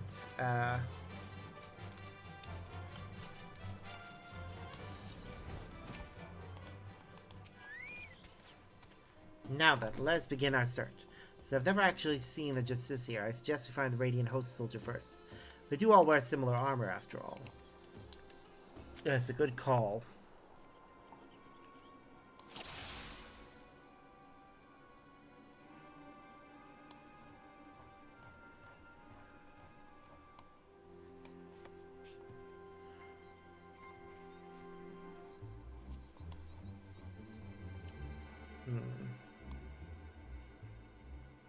There's a monkey.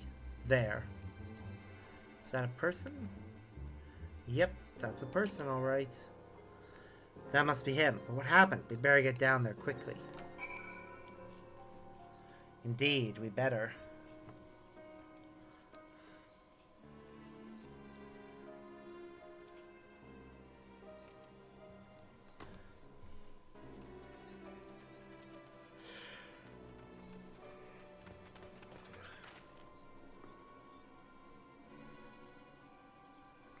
Is he alright? Or is he dead? Not to worry, Sparks. He's unconscious, but otherwise appears unharmed.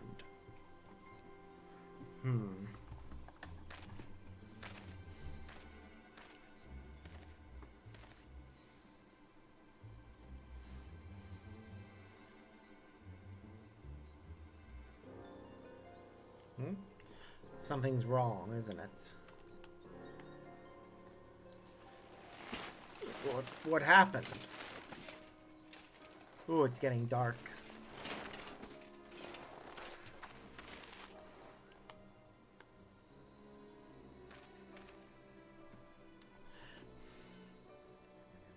By the way, if I haven't said this before or recently, my character is the same height I am in real life, so we can use that as a gauge. Because I'm 5'10", so yeah.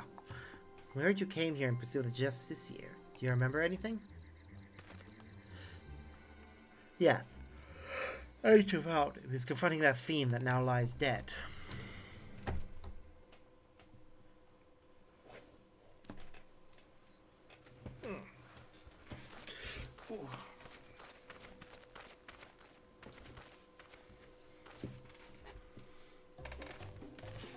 Oop, there's that music. I do love it. It's really nice. Ooh. At last, the Justiciar graces Razarhan. I shall bring unending peace to this beleaguered land.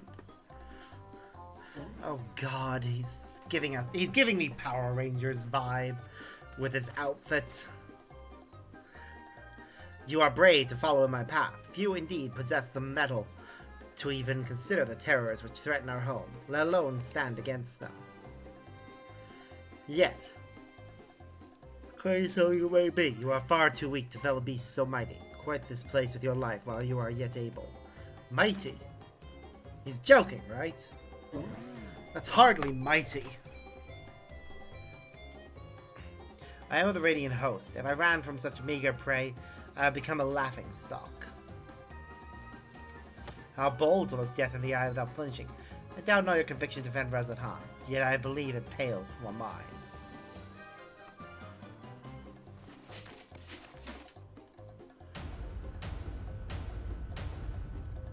O Apex, bestow upon me your divine might.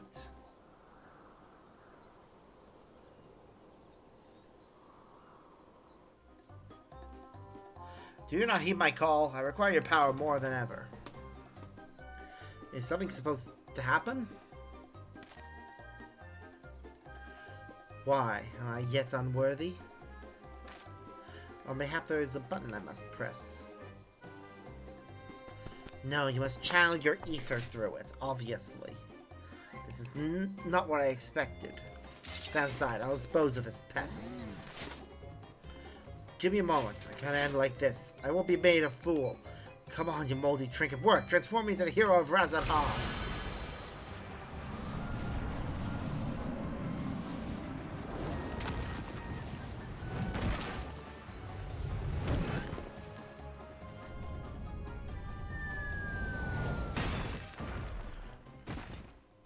She got hit on the head with a rock. Okay. It summoned rocks.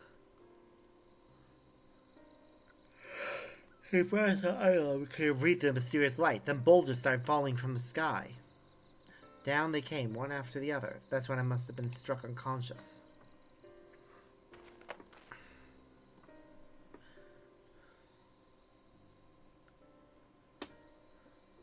I recall only faintly, but I think I heard the man mumbling. Quite excitedly, as if he had come upon a sudden revelation, or as if he was overtaken by madness.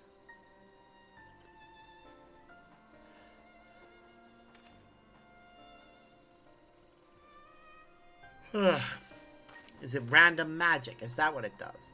Seems he got away unscathed. Either he had an incredible stroke of luck, wherever he was beseeching it to actually answered. Then it's as I suspected. This justiciar is a self-same thief who stole the perch of the apex. But no doubt he's long departed from here. First I'll escort this fellow back to Yamahat and keep a close eye on him. Head wounds can have dreadful after effects.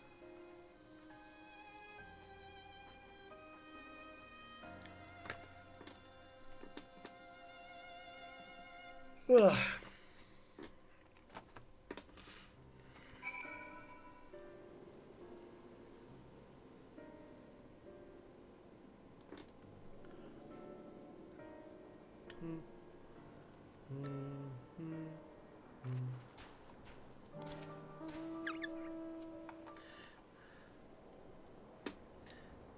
The soldier made his way to Razathan to make a formal report.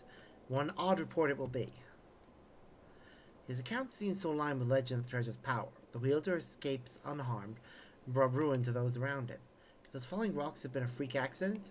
Not so sure. You won't believe it. He came back.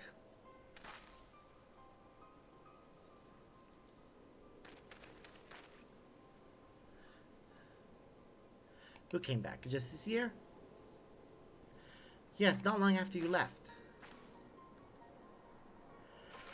He said a beautiful monster knocked out a Radiant, and he was laughing his head off.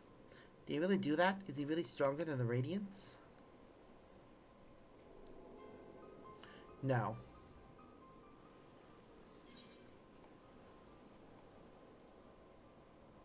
Whatever he did, the monster was slain, I suppose. Well, my mates can't stop talking about him. He wants to be just like the Justiciar. His mom and dad weren't happy about that, though. I'd advise you and your friend to look for a different role model, but we thank you for telling us what happened.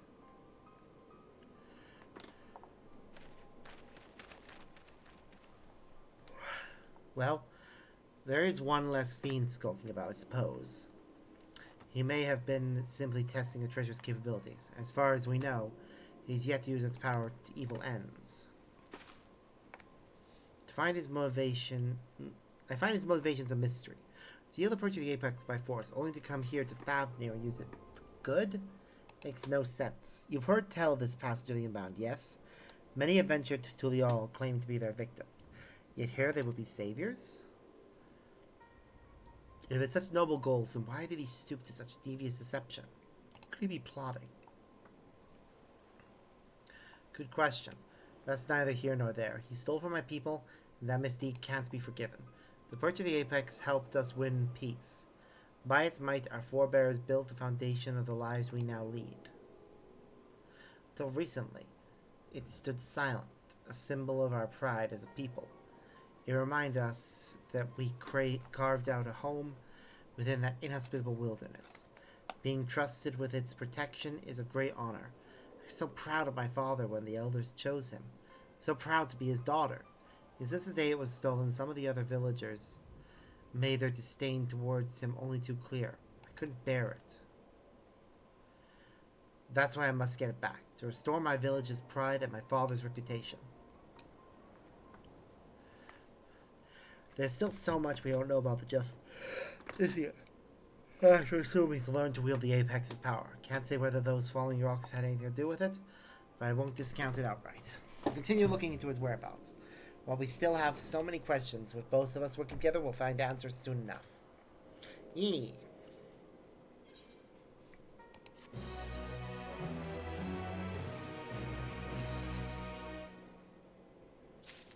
And the best part? We can continue with the story right away. Come on. Peck wears a troubled expression. Sparks, I'm afraid there have been some developments that are less than encouraging. News of Jasir's actions has spread throughout the city, and with each retelling, his deeds become more valorous. The younger citizens in particular seem to view him as something of an idol. Despite the creatures he hunts posing no real danger, he would paint them as mighty beasts in need of felling. Of course, Radiant hosts are far too busy to trouble themselves culling every pest that casts a sideways glance at the city's gates. Jasir has twisted his circumstances to his advantage. He claims to anyone who will listen that Radiant hosts shrink with terror before these beasts, and that he is the only one who can eradicate them. Though you might expect such claims to be dismissed as wild rambling, he was no few people have fallen for his ploy. The whispers of his exploits among the youth have particularly grown into a clamor. Yet we mustn't be discouraged, for his increasing fame only makes it easier for us to sniff out his trail. And where better start than Razat Han. I'll see you there, Sparks. Just want to check something. Cool, just making sure I didn't forget about that. Alright, to Razat Han itself.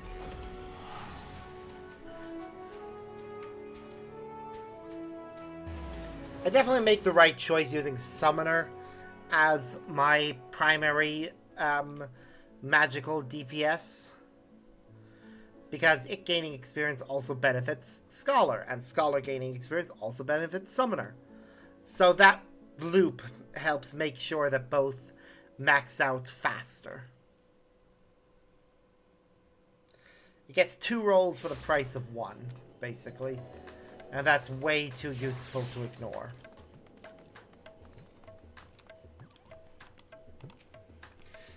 Given how large the city is, let's split up to cover more ground. I already have a destination in mind, the High Crucible. I hear the alchemists there can concoct all manner of tinctures and powders, including those which help in detecting traces of energies left behind by magics and enchanted tools. Fallen rocks have invariable marked locations where the Justicar has performed one of his feats. I believe an alchemical mixture can help us determine if their presence is the work of the treasure. I'm hardly an expert in such concoctions though, so I'll seek advice at the High Crucible. While I'm doing that, I would ask that you go to the Hall of the Radiant Host and see if they have any new information on Jasir's whereabouts. Does that plan sound agreeable to you? Yeah, that all sounds good. Great. Now we both have our tasks, let's get to them. I'll meet you back here once my business is done. Right, well, to the Hall of the Radiant Host. There's actually a teleporter right beside it. So, rather than walking there, let's just teleport. We helped out the Radiant Host a lot in the last expansion, including doing all the role quests for them. So this should be fun.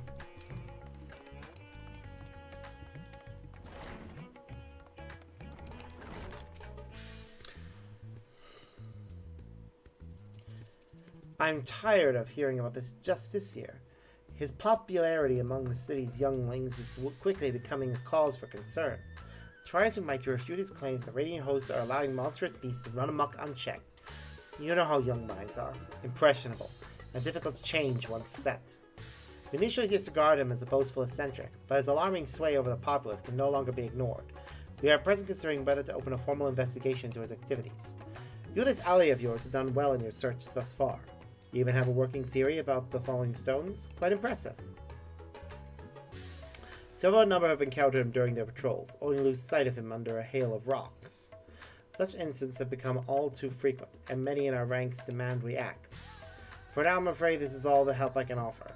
Please share what I've told you with your companion, and together we may yet unmask Justice here. Yeah, I hope we do unmask him. I don't remember if he was wearing that mask during the actual introductory cutscene for him. But if he wasn't, then all the more reason to work on unmasking him.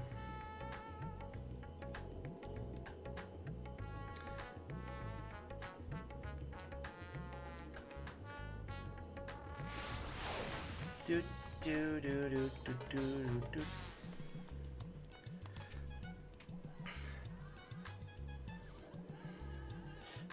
It's heartening to know that the Radiant hosts are taking this seriously. Thank you for speaking with them, Sparks. I have good tidings as well. I explained the situation to the alchemists, and they provided a powder which should help detect traces of magic in the surrounding environment. I say help because the powder reacts only faintly on its own.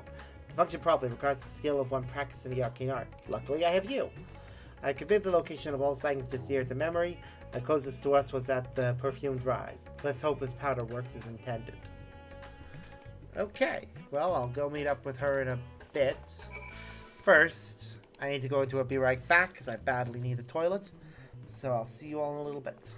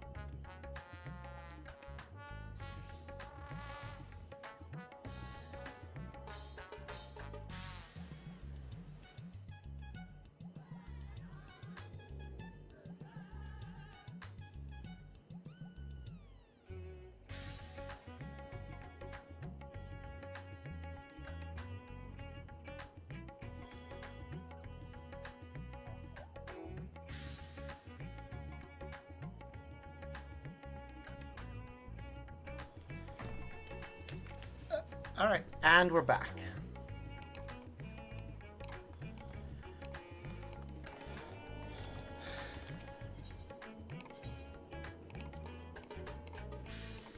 Just seeing where we're going. It's closest to the Great Work. We might as well just fast travel there.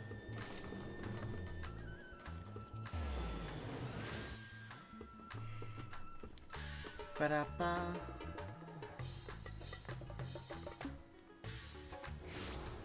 Mm-hmm.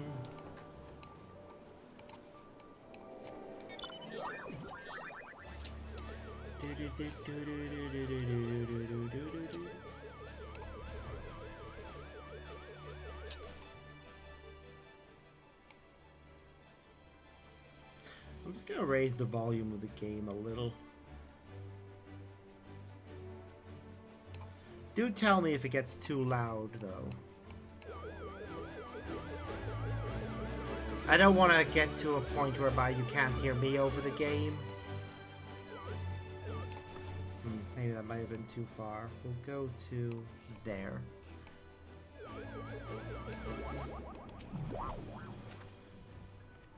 Jessica was sighted near here.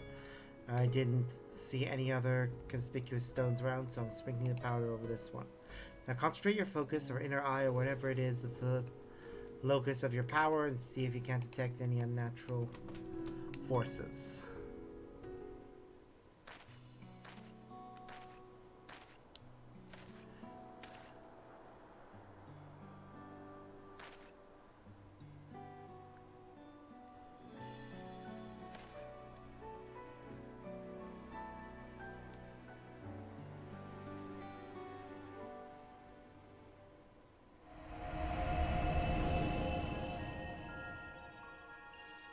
Ooh, interesting.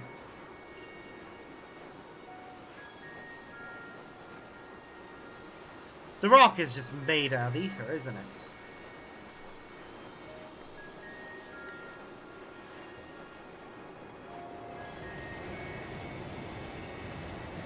Ooh, I don't like that.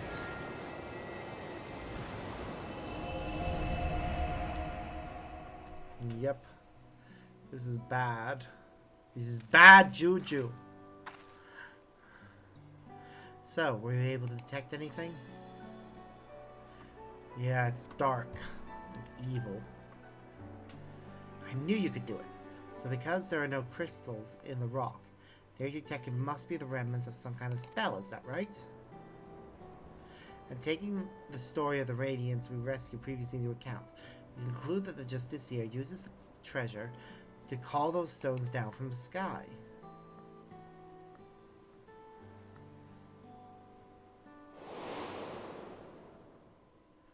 At least we now have an inkling of its true nature. Even so, not every question has been answered. The Radiant told us that even as the Justiciar stood before the creature, he seemed to have trouble calling forth the Apex's power at first. My father once said that the perch of the Apex is much like the wand he used to weave his magics. Of course, the main difference between them is the unique nature of the essence stored within the treasure. I know little of such arcane instruments, but you must be familiar with them. How do you use yours? I channel ether into it.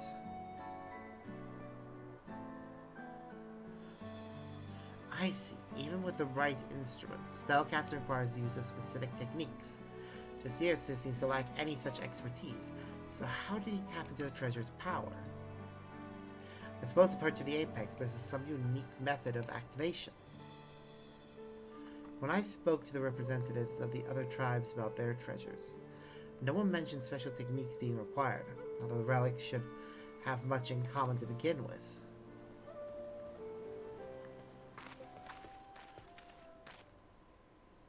You two, did you see an Ori girl pass through here by herself? I'm afraid not. What happened? Wait, I recognize you both. The hero of the final days and our recent visitor from Tyrol. Apologies for my position, but may I beg your assistance? It's all that Justicier's fault. The girl said she was off to join that fool's crusade and ran out of Yamaha before anyone could stop her. We better find her before she gets hurt. Her mother begged us to find her, but if she's following the Justiciar, she could be anywhere. He's been sighted at locations scattered all over Thavnair. We can't stand here looking at rocks while a girl is in danger, especially if the Justiciar is involved. We have to help. That'd be much appreciated. We're searching places where the Justiciar has been spotted before, so perhaps you could start where he hasn't been seen. Good idea. As far as I know, he hasn't been sighted at the northern shores. Come on, Sparks.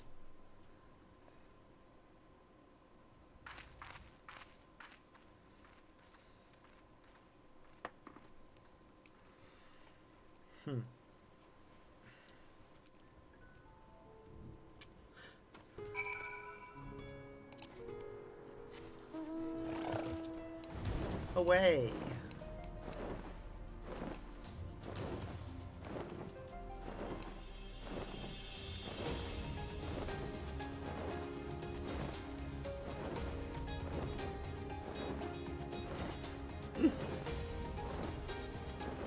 Couldn't help myself.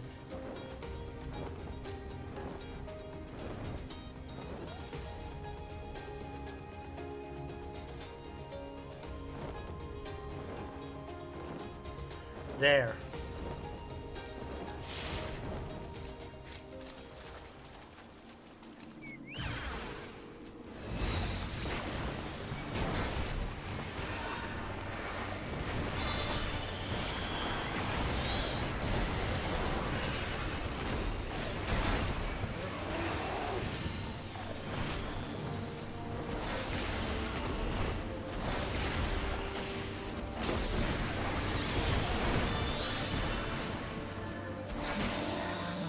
There we go.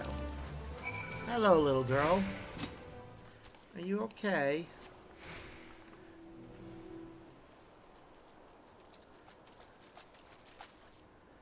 I heard fighting, so I came as fast as I could. It's a good thing you arrived in time to save the girl. Thank you, mister. Thank you. I'm glad you're safe, but your mother must be worried sick. You shouldn't wander off like that, especially look for a trickster like a Justiciar. What, you mean he's a bad man? Yes, exactly. He stole important treasure from my village. And now he's using it to make himself look brave. But he needs it to kill the monsters, to protect us. That's no excuse for stealing. He might have fooled you, youngling. Ready to host and know what he's up to. But he said he'd save us from the monsters. He's our hero. The Radiant said we shouldn't be scared. We all know that Justiciar is the one who keeps us safe. We don't need the Radiants anymore. No hero can save the world alone.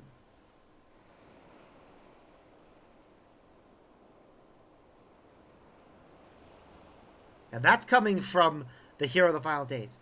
I'm sorry, I shouldn't say bad things about the Radiants. They protected everyone in the final days. Guess I forgot how much they care about us. I'm sorry too. I shouldn't have spoken to you like that after all you've been through. You said that Justiciar is a thief and a trickster. I hope it's not true. He's my hero. Well, I'd best escort her back to Yamaha. I'll meet you there, Sparks.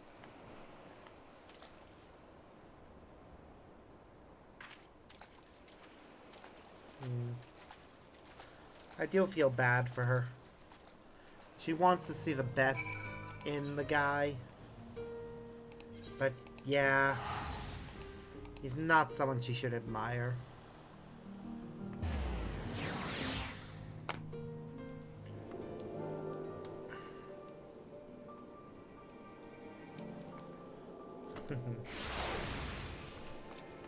Well.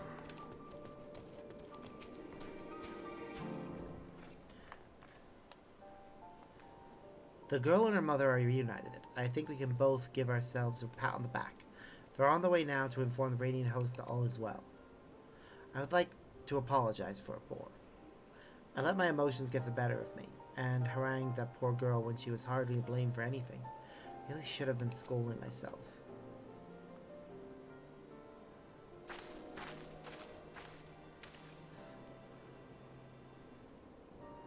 Sparks, there's something I'd like to tell you before. A man who calls himself the Justiciar came to us in the guise of a worldly merchant. His eater asked about the Perch of the Apex and its history, and I was equally eager to tell him, not even considering what he might do with the information. I'm so proud of my father for being appointed as its guardian. Suppose I was trying to impress this stranger out of sheer vanity. That finally led to my father being attacked and the treasure being stolen from under our noses. I have no choice but to make amends for my mistake and bring it back. Yet some are convinced that the Justiciar acts only to serve the greater good. I couldn't accept that he might not be as rotten as I thought, and lashed out at the wrong person. From now on, I can't let my emotions cloud my judgment. I must remain calm and look at the facts for what they are. And the facts are that Justiciar has done no harm to the people of Thavnair. Debatable. He hits a radiant over the head of the rock. Even so, the organization he serves, the Passers Bound, is evil to its very core. If his actions at my village are not villainy, I don't know what is. The situation is fraught with contradictions. I still don't know what to think. What about you, Sparks?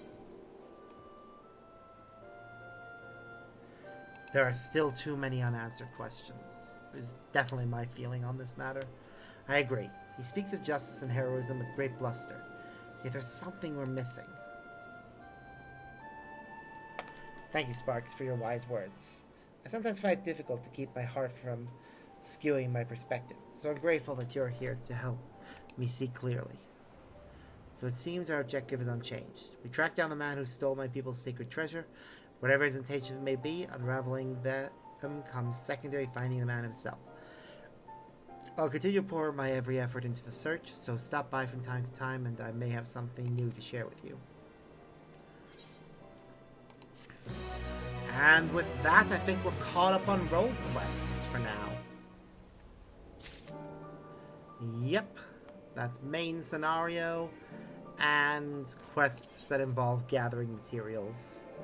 So let me think. We need to go back to Gridania for the Pictomancer quests. We'll switch over to Pictomancer as soon as we get there.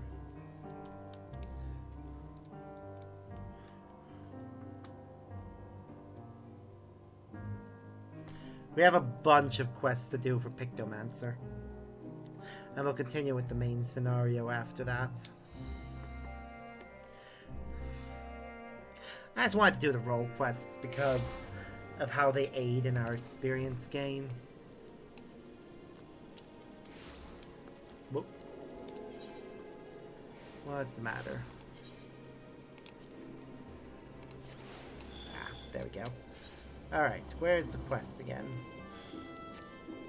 I'm trying to remember now. Was it in the adjoining area? Or is it somewhere else that I can't remember? It may be that I'm just misremembering where the quest continues. Pretty sure it was Gridania.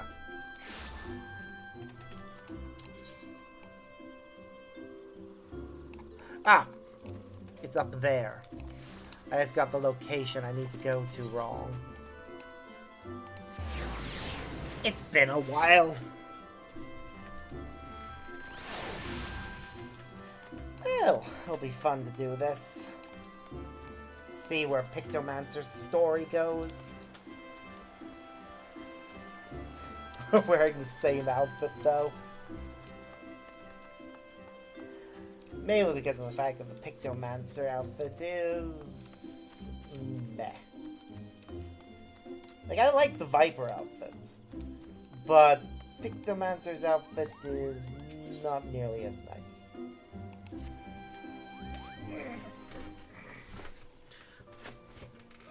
Ah, I see you've been diligent in your training, Sparks. You look more confident with that magic brush on your back, exude the aura of a proficient Pictomancer. Kupo! I can rarely tell these things, for I once traveled with a pair of Pictomancers after all.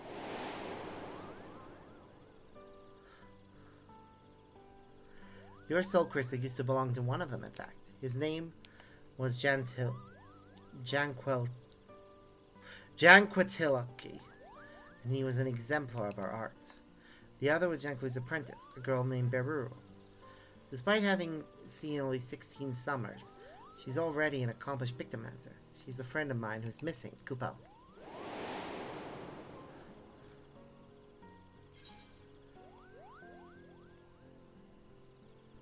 Missing. That's a bit of a worry, isn't it?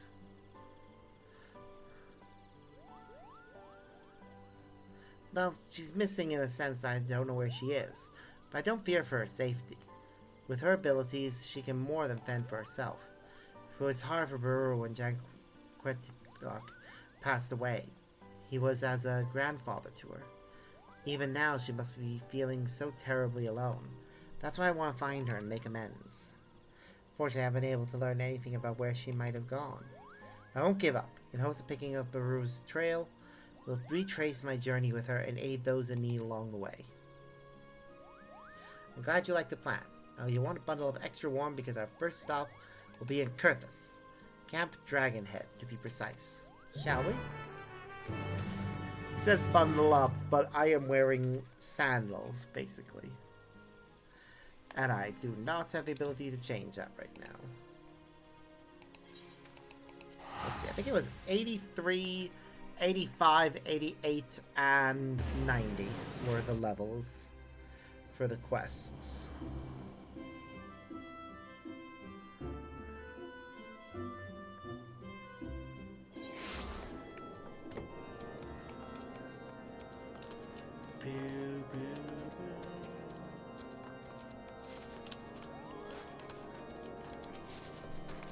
Aw, poor Moogle. He looks frozen. Oh, God, it's cold. Kupo. Just like when I visited with Janko and Beruru.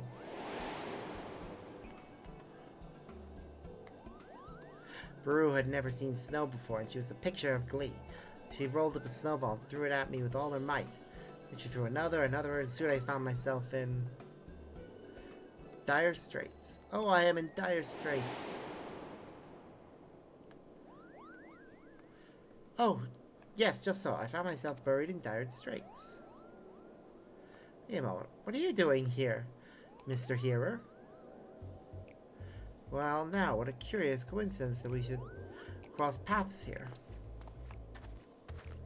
Good question. What are you doing here? This is outside of your territory. I have come to the camp as an emissary for Gridania. Alas, my guardian counterpart with whom I was to meet was wounded during a training exercise prior to my arrival. I tended to him as best I could, but I'm afraid the outlook is grim. Oh dear, are his injuries that grave? While the injuries itself wasn't life-threatening, the resulting wound has soured. A poison courses through his body, against which my magics are ineffective. Now he burns from a terrible fever. Just a moment I recalled a treatment that would purge the impurity, but it requires the horn of a rare hartebeest, and I have no skill in hunting. That sounds like a job for a promising Pictomancer. Sparks, you can find this hartebeest and take it down with a few swift breaststrokes. Yeah, certainly can. You would aid me again? Your kindness knows no bounds. Yeah, I don't have a problem doing this.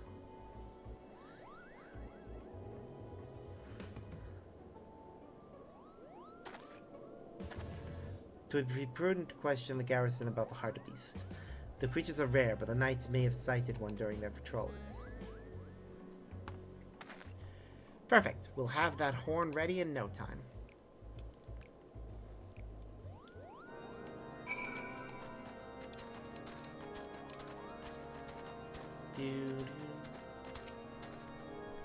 Ah, Sparks, you are ever welcome here. Is there aught you require? I see yours is an elusive quarry indeed. As it happens, though, a comrade of mine chanced upon a hartebeest by the Steel Vigil only yesterday. With luck, it will still be near.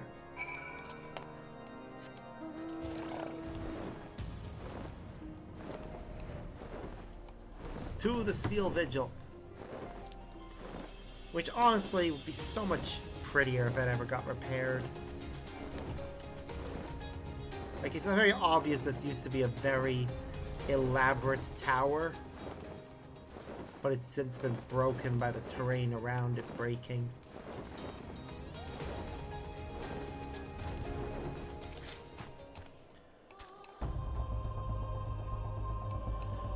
Let's see. Cast your gaze across, but observe nothing of note. Thank goodness enemies that are more than 10 levels below us ignore us. Meanwhile, enemies that are that much above us hunt us with glee.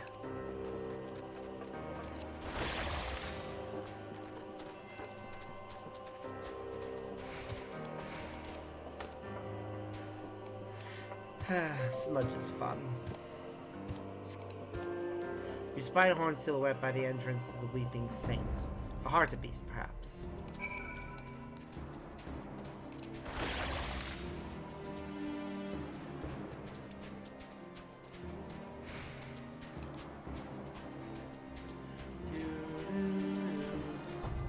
Yep, that looks to be the thing we're after.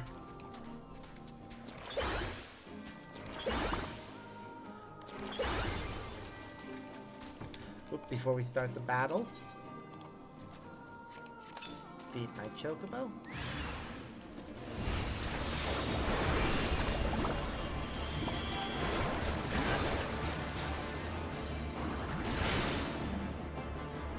Oh. Well then. That was easy.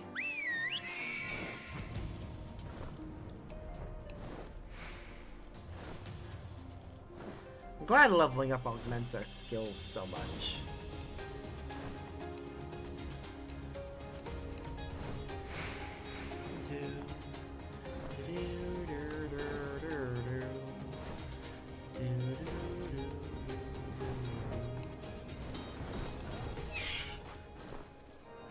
You are returned. Please tell me you've obtained a hartebeest horn.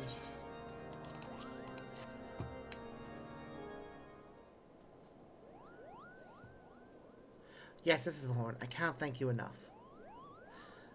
I shall use it to prepare an infusion for the ailing knight at once.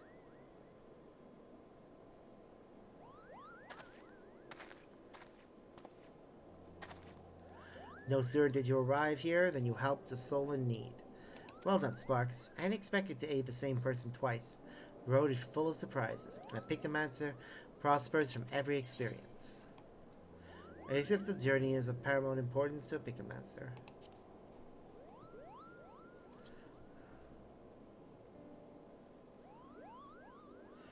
It sure is, Kupo. A journey to new places is a feast for the imagination, and well-fed imagination produces more vivid pictures.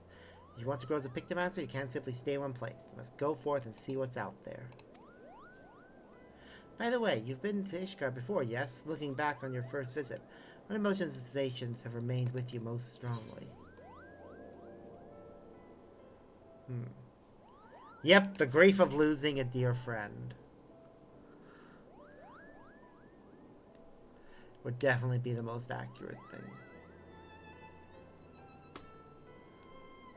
Yours was an arduous journey indeed, Kupo. I scarce imagine just how difficult your trials must have been.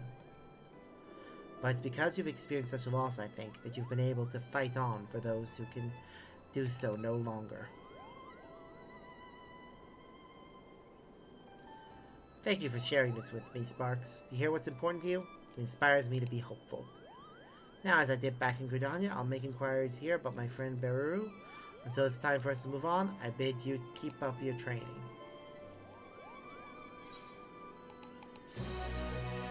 Yep, we will certainly do that.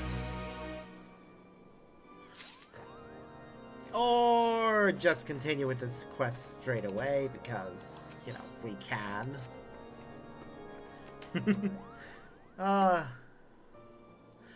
Oh, the maddening glint in your eyes, the abysmal posture of one who has produced too many works in far too little time. I can tell you've been training hard. Your too has burgeoned since last we spoke, lending you the mysterious mien of an artist undergoing a wild and wonderful evolution. You think I'm making this up, do you? That I'm stringing together vaguely relevant affirming words? Oh, ye of little faith. Thank the matron. Exactly, Kupo. We should thank the matron for... Wait, all the best to Nalfika and her bounties. Well, why are we thanking her? Because somebody found us again. I thank the matron when we speak before you depart, of course. And someone here wishes to express his gratitude. Our guardian friend has made a full recovery, and it is thanks to the horn you brought. Your selfless action has saved my life. I know not how I can ever repay you. Aww. No need for that, Kupo. To see you hale and whole is repayment enough. I am given to understand that you are searching for someone. A traveling painter? Indeed I am. Her name is Bururu, and she is my very best friend. Moved by your endeavor, I took the liberty of making inquiries among my comrades. Alas, none recall having seen such an individual. As patrolling the border is one of our chief duties, you would have noted if your friend passed through. My apologies, we could not be of aid. I see. Still, to have confirmation that Bururu wasn't here is helpful. Thank you, Kupo. 'Twas the least I could do for my saviors. Now we must attend our next meeting. I wish you well on the journey ahead.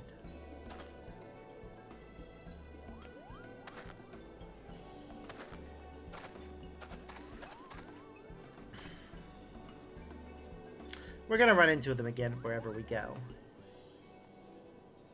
How could Bururu be? What's our next destination? We may not have found any clues here, but with some luck we'll find her at our next destination, Kugane. Gaining her will prove a challenge, unless you visit the Far East before, Sparks. Yep, many times. Wonderful, that makes our lives much easier. Listen closely. I have here a lovingly crafted and blessedly breathable hempen sack. I want you to stuff me inside and teleport me to Kugane with you. You gawp? It's a well-considered request. While I may not be replete with teleportation anima like you, I can tag along as one of your belongings. So stuff me in the sack. I can take it, Kupo.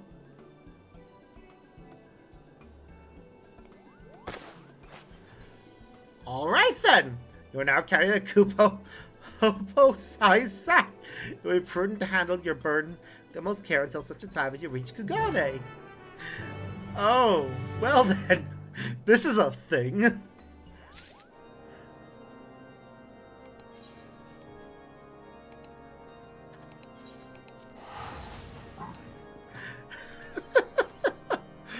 Oh, it's so silly, and yet I love it.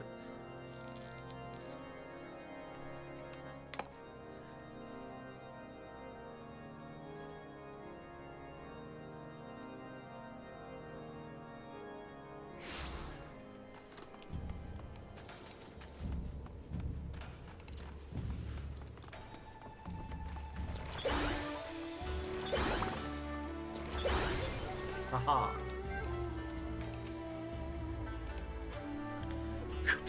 Size.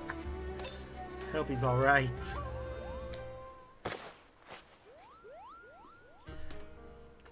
Ah, what a peaceful nap that was, Kupo. I see we arrived safely in Kugane. This city is as impossibly picturesque as ever.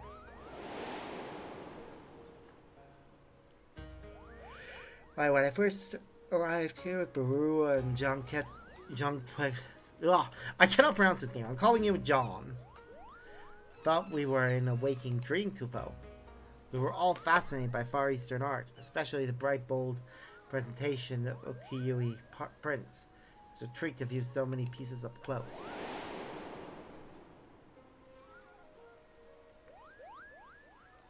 What have you sparked? What do you recall most vividly about your first visit here?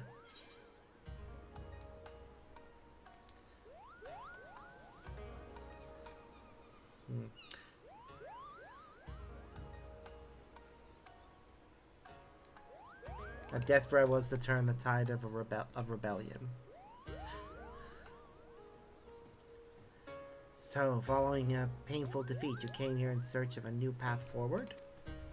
The journey must have been fraught with hardship, but you persevered, and the flames of adversity forged you into the most helpful of heroes. Right then, I'd like to begin searching for Bururu, and I think the tea houses would be a good place to start. Perhaps ought to be able to strike down this hapless fool.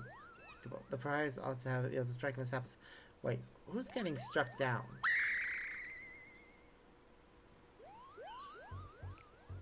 Hold on a moment. It's a soul in need of aid.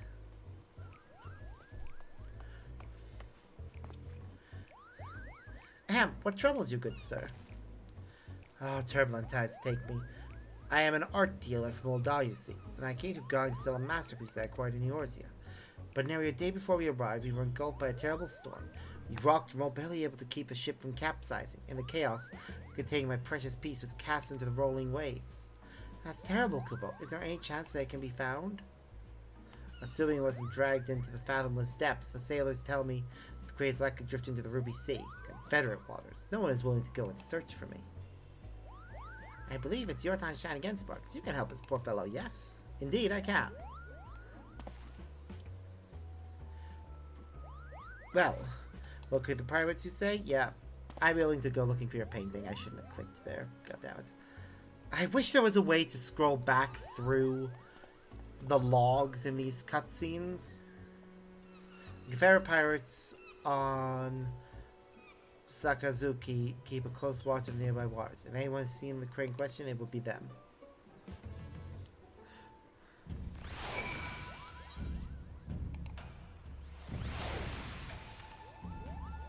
Well, best bet. Ethernet shard. Ruby prize. Fly over there. I didn't know the Pictomancer quest would take us to Kugane. If I'd known that, I would have waited to do the role quest and done them at the same time. Fly, Torval. I just love that he can do this. I imagine he can't in the game he originates from, but every mount can fly in this game.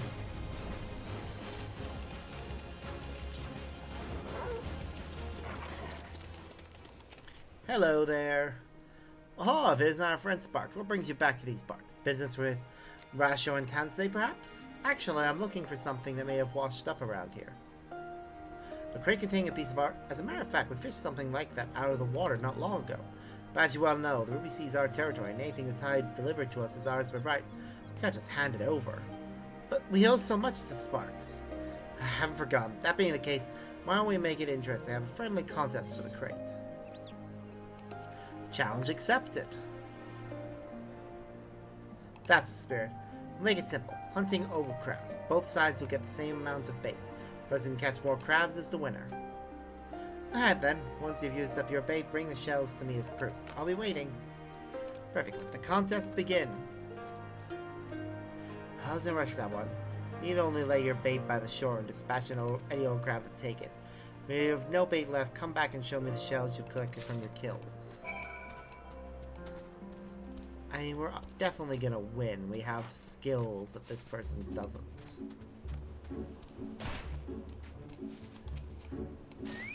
To serve as a couple of hiding spot for overcrabs. Some are bound to emerge if you scatter bait.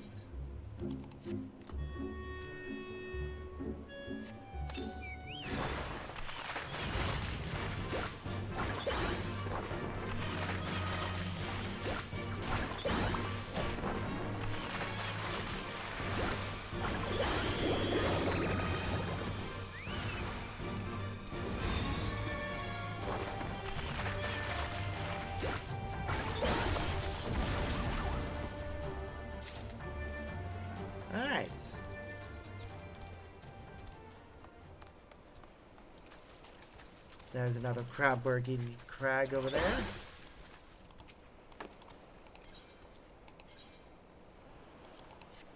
We've gathered 2 so far.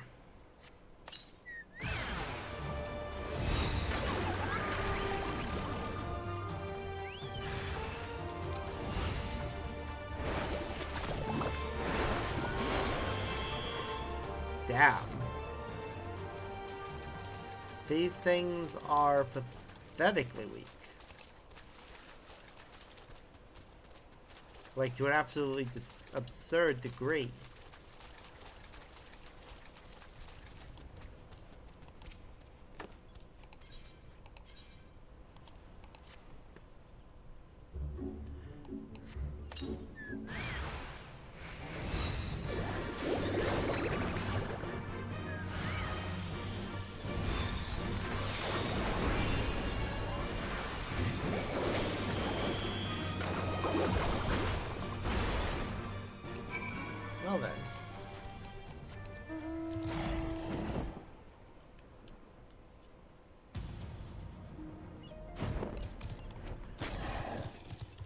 Oh, you brought the shells? I'll take them off your hands then. The winner is... Sparks! I'm merely a single shell. Congratulations. Good job, Sparks. I expected nothing less from you. A man of my words, the crate's yours. Though it was just a friendly game. It was a privilege to go up against you. I'll be sure to tell everyone about it. Thank you. Yes, thank you for humoring us. I hope that crate is what the merchant is after. Yes, it definitely is.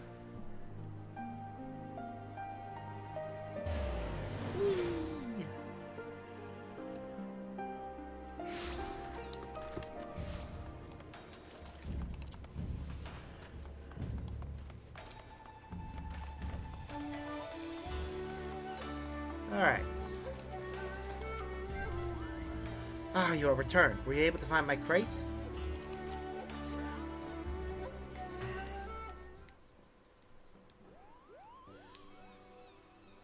Oh, traders be praised. This is the very crate I lost.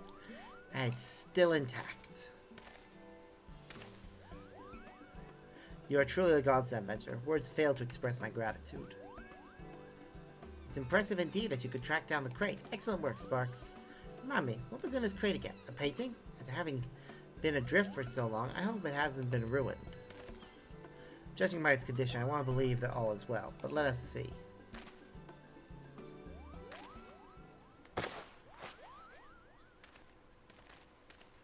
Wow. It's beautiful. Thank you, Trace. There's no harm. There I thought that I had packaged it excessively. Definitely not. Pluck my palm. That's one of Jankulik's pieces, Kupo. Oh, you have a keen eye. Indeed, this is the work of the traveling artist Jankulik, painted in the winter of his years. I purchased it a few moons ago from a young lady who was his apprentice. Beruru, Kupo, I've been searching all over for her. Do you know where she is? She was a friend of yours, I take it. Please, tell me everything you know. Where you met, where she might be now. Everything.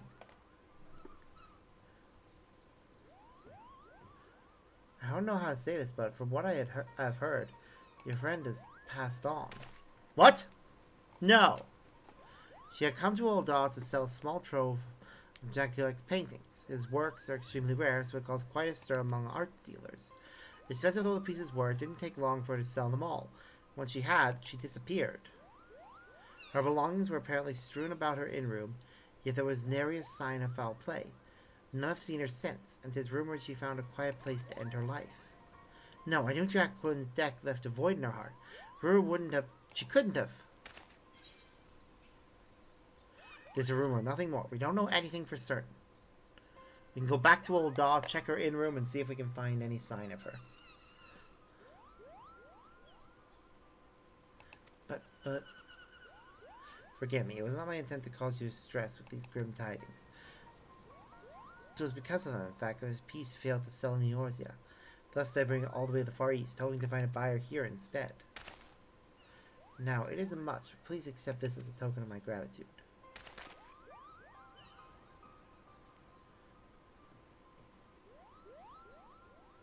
With that, I must take my leave of you and go to meet with a prospective client.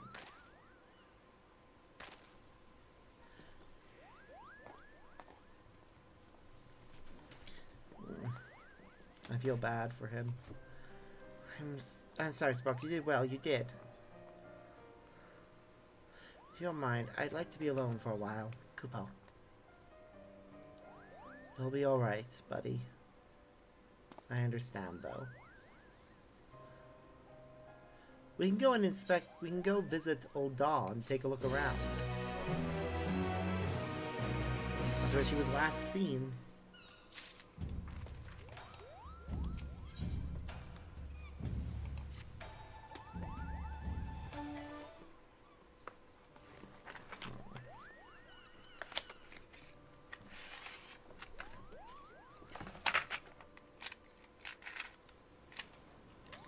Oh, it's you, Koopa. What is it? I wanted to see how you were faring.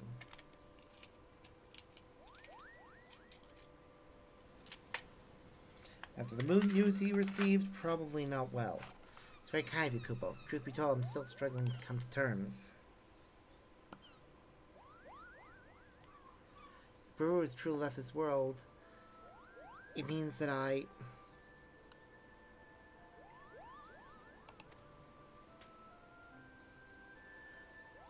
wasn't too late, thank goodness.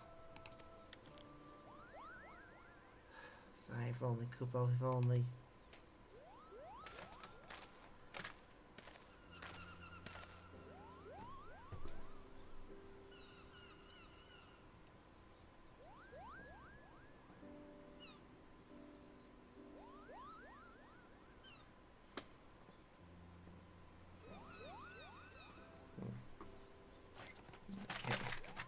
I was just checking something quickly while I was waiting. Oh, no. Dear Mr. Arthur, what brings you back to us? I've concluded my business here and shall be returning to Oldal. Before I take ship, I wish to speak with you again. It is plain your friend's fate weighs heavily on your mind. If you wish to know the truth for certainty, I should gladly introduce you to someone who deals in information. That would be good. You think this person would know what became of Baruru? Oh yes, this man makes it his business to know everyone else is in Oldal. At the very least, he should be able to tell you if your friend yet lives. He also happens to owe me a favor. I shall personally ask him to assist you. Once you arrive in Oldal, head to Emerald Avenue and look for a bespectacled man with a self-satisfying grin. That will be him. Back into the sack you go. Now then, it's time I boarded my vessel. Farewell, my friends, and best of luck in your search for the truth.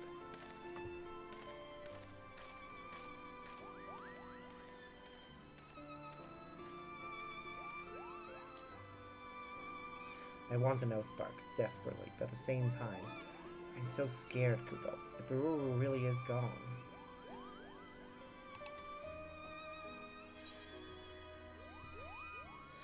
We'll face the truth together.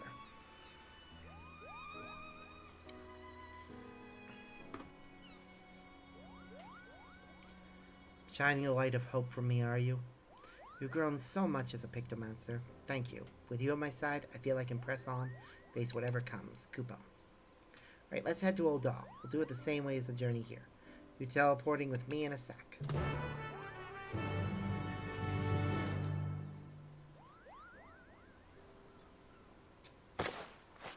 I mean, it's certainly one way of doing things.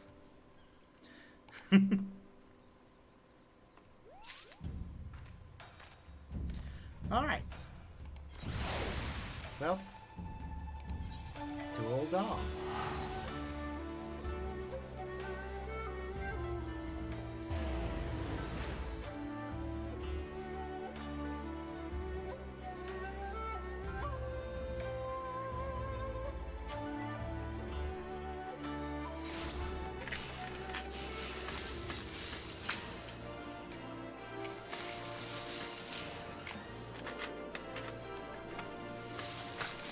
Sorry, I need to deal with something there because my ears were really itchy and I need to deal with whatever was causing the itch.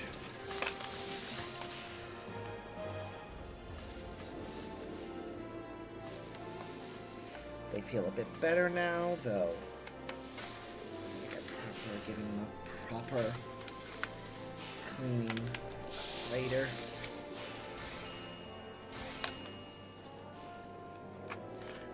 Continue.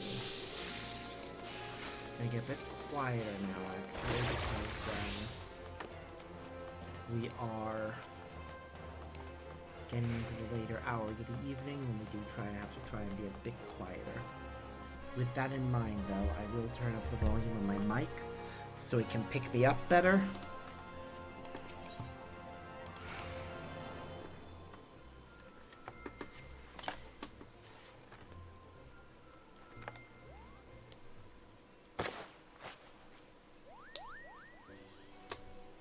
Phew, that was a lovely little nap. Just like that, we've arrived. The towering cityscape. The dry desert air mingling with the scent of gill. No mistaking old doll. Now then, we should find the fellow who deals in information, Kupo.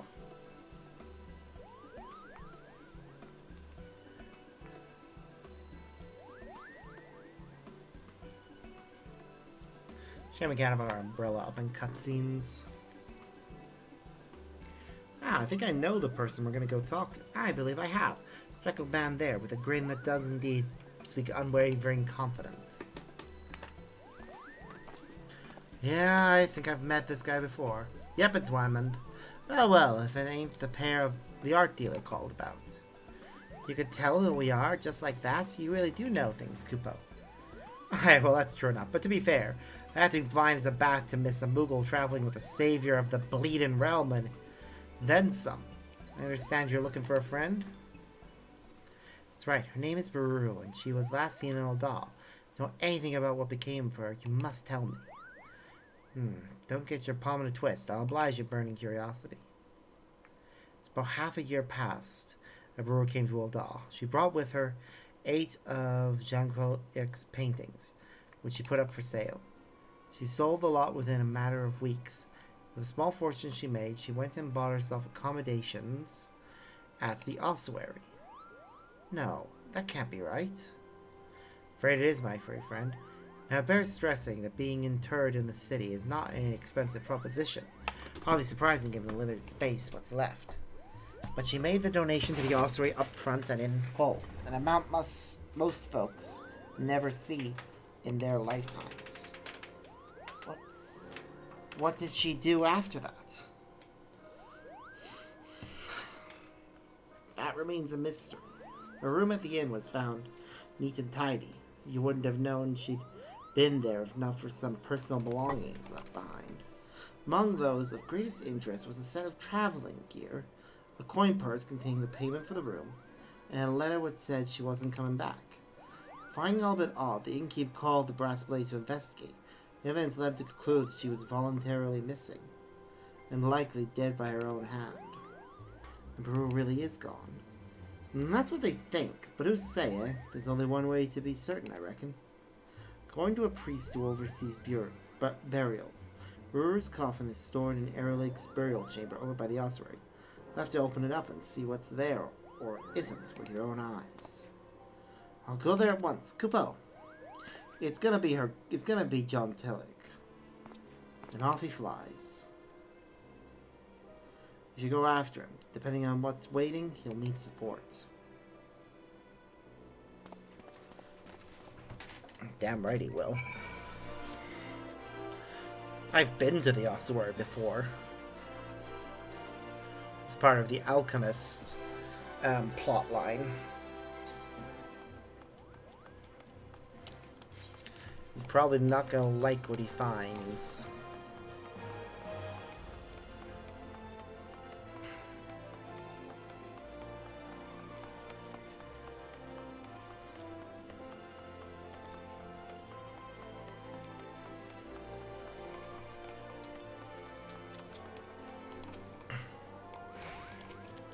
I beg you, Koopa, it would only be a little peek.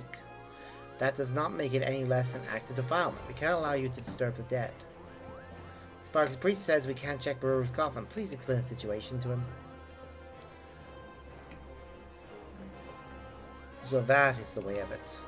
While I am not unsympathetic to your plight, a coffin may only be opened in exceptional circumstances, with a branch of family, which you are not. I'm sorry, but I must ask that you leave me in peace. My hands full with other pressing matters. Well, what matters might those be, if I may ask? In order to address the shortage of burial space in the city, works have been underway to expand Erlak's burial chamber downwards. Alas, the excavators inadvertently unleashed a horde of zombies from an unmapped ruin, and it's fallen to me to deal with them.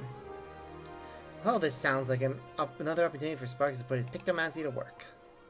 Pictomancer, you mean the art created by the fabled Archon Realm? Roam the land lending aid to those in need? None other, Kupo. The Maritomb can wait. Let's tend to these zombies first. I should be most grateful. The zombies are taken to prowling the excavation site in central Fanland. Please see that those tormented souls finally know rest. To Blackbreast Station. Yeah, this sounds like an easy enough one. It's one of the last two, and then we'll get back to the main scenario. 'Cause I do want to at least go meet the giants today.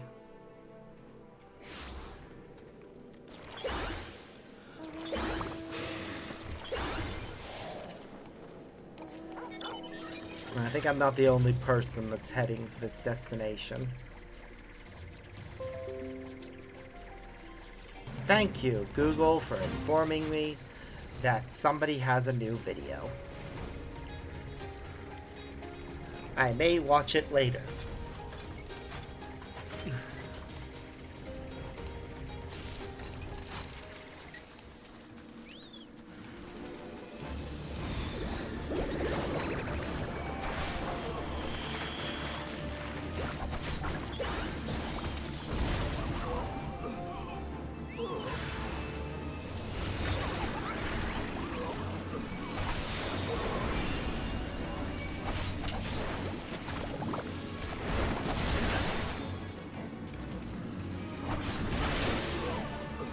Any more?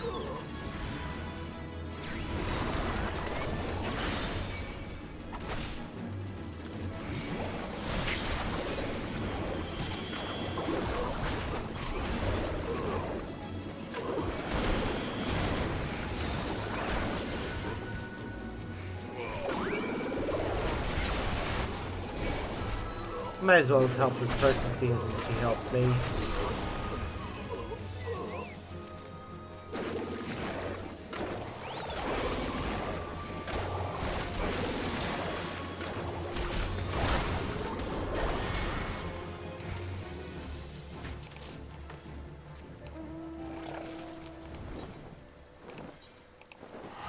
Back to the steps of Nald we go. Ba-da-ba-ba.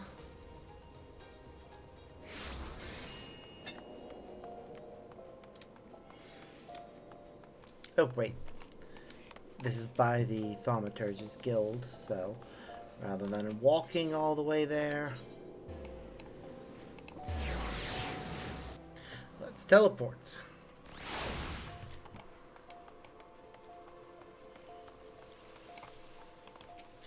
Dealt with. The zombies have been dealt with? Wonderful. You have my heartfelt thanks, good Pictomancer. While you're away, I spoke further with Kupapa about his relationship with Mistress Beruru. I understand now that they were as family to one another. In light of this, and also recognition of his service, I will allow you to examine her coffin. If you would follow me.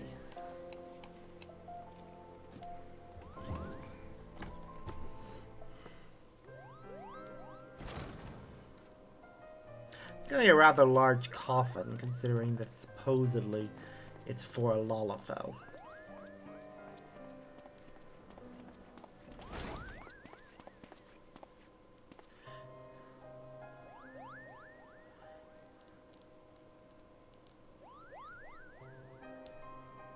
Yeah, supposedly there's a Lalafell in there.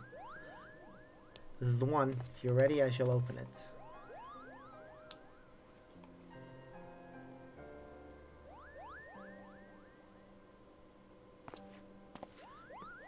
Go for it.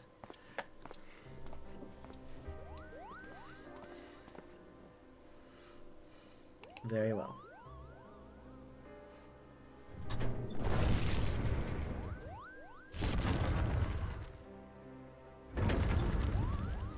Please, please don't let it be her. What?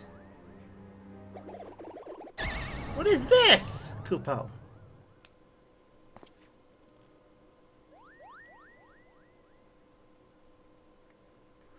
Painting? Yes, we can all see that. I recognize it as well. This is Janku's final work, the Ephemeral Palace. Why was this painting in the casket? If Beruru wasn't here, then where could she possibly be? I'm afraid no one in the Order knows where she has gone.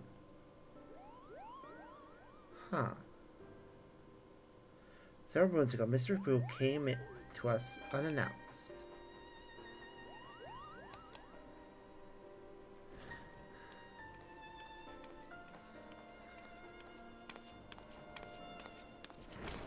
love the way Lalafels walk. It's so goofy. Pardon me, is anyone there? Greetings, my child. Are you come to pay your respects? No, I was told I could purchase a tomb here. Tombs are bestowed upon pious souls who make a donation, yes. Oh, I see. In that case, I wish to make a donation. My master's paintings fetched a high price, so I believe I have sufficient funds. Would it be possible to have the tomb prepared immediately?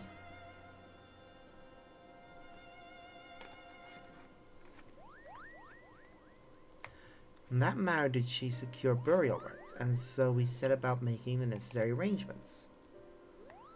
When all was in readiness, she requested a moment alone in the chamber, so waited outside the entrance.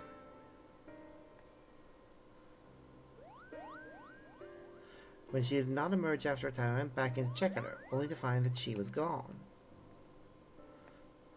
There was only this painting and a handwritten note instructing us to inter it. Are you saying Baru vanished into thin air? So far as I could tell, as you can see, there is only one entrance to this chamber. I organized a large-scale search, thinking she might have wandered into the lower levels, or even those under excavation. But still we found nothing. At length the search was called off, and without answers, what else could I do but fulfill her final wish? I placed the painting within the coffin, where it has remained ever since. Curiouser and curiouser, Kupo. That is everything I know. I am sorry I could not tell you any more. Now, if you would excuse me, I must return to my duties. Yes, of course. Come on, then. Let's head back outside.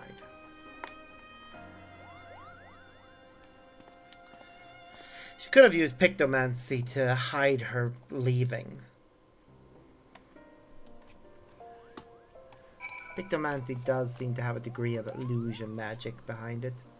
Turning painting and vanishing without a trace. I'm not sure what to make of Baru's actions. This works. Do you have any thoughts? Jacqueline's paintings must be the key to this puzzle. I hope so, because if the paintings can't help us find answers, then I have no idea where we go from here. I suppose it's back to search. I'm going to make some time to ponder things and see if I can think of other leads to pursue. Meanwhile, please continue to train. Think colorful thoughts, keep your brush arm supple, and come and find me when you feel your artist aura has grown further. My artist arm is already as good as it's going to get for a long time. Good enough to at least finish this quest line. Why, Sparks, I can tell you've been applying yourself to your training. Oh yes, the enigmatic aura of an accomplished artist is unmistakable. I'm put in mind of Jagielic as he was in his prime, Kupo.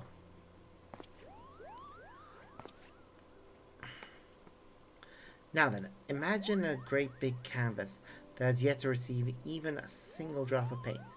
That unfortunately is the state of my search for Baru. I couldn't find any new clues as to her whereabouts. I'm at a loss as to what to do next.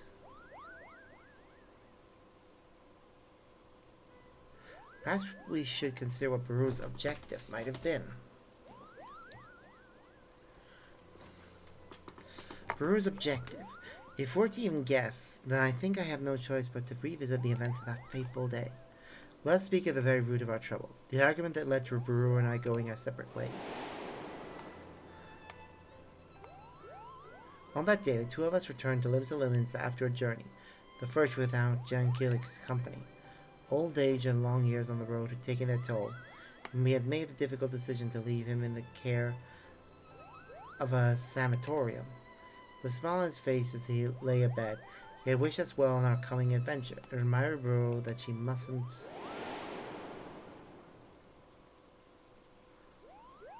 Could it be? Yes, it must! Baru has become part of the painting. I don't blame you for being confused. I promise to make everything clear soon, Kupo. Sparks, you have been the best student I could have hoped for. You've trained diligently and aided those in need, and kept your promise to me. I can't rightly ask more of you, but for this thing I'm about to do, I'm afraid I must. Beg you, lend me your strength one last time, Kupo. Sure, I can do that.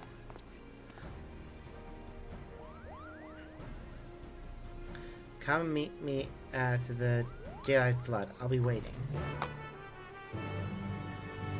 Okay.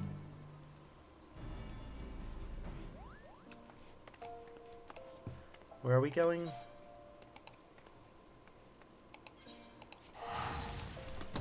She has become one with the painting. I can only assume, from a literal sense, that she used Pictomancy to put herself inside of a painting of her grandfather so that she could be with him forever.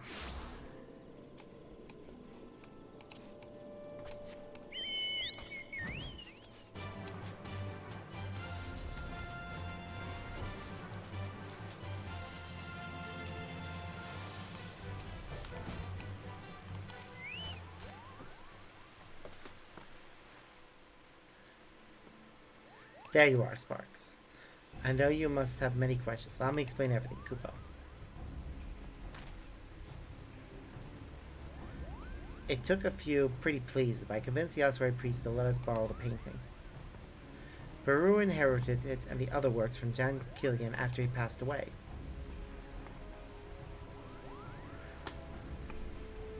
On the day of our argument, Baru and I had returned from our first journey together, as I said. When we arrived at the sanatorium to see how Dingian had fared in our absence, all the way of us was a few of his paintings and personal belongings. A fell fiend had found its way into the facility a few days prior. Seeking to protect his fellow patients, Gillian confronted and vanquished the beast. The possession proved too much. Brewer and I were devastated. If only we had returned sooner, taken a quicker route, or not wasted as much time. We might still be alive. Just such thoughts tormented us, Kupo. Brewer took it hardest, for she had lost her only family. She clung to me and wept, like a child with her doll. And I, in a moment of poor judgment, said something foolish. That she needn't depend on me so. She could stand on her own 2 feet as a Pictomancer, and that she should. She shoved me away in anger. One unkind word led to another. We shouted at each other till our throats were hoarse. When there was nothing left to say, she stormed off alone, trailing the paintings in her arms. The rest you know. Sometime after, she turned to old doll, sold the paintings for the funds to purchase her tomb, and then vanished. For so long, I've been unable to understand what she was thinking and where she might have gone. The answer was right under our noses, Kupo. See, Baru possessed such a vivid imagination that she could bring any of her thoughts to life. As this rare gift allowed her to not only create but reshape, it made her promise that she would never use her powers to alter a living being. In her grief, she did just that. She made herself one with this painting. It's hard to believe, I know, but the painting itself tells a tale. Once it exuded warmth and whimsy. Now, it's enshrouded in a stifling pall of sorrow. And this brings me to my request. Using my own magics, I want to enter the painting and save Baru. But I don't know if I can do it alone. Can I rely upon your aid, Sparks? Yep, certainly. You can always depend on me. And you're dead. Be warned, the painting will be a world where one's imagination is made manifest. They say anything can happen, so see to it you are fully prepared, Kupo. Oh, this is gonna be fun. All set to dive into the painting? Ready when you are. Oh, this is gonna be a fun one.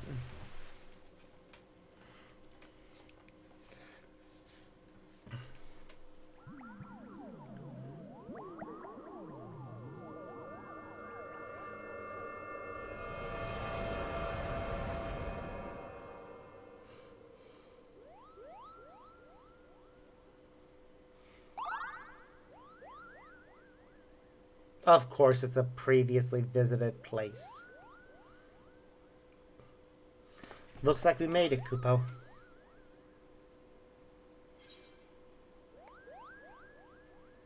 The Grand Cosmos?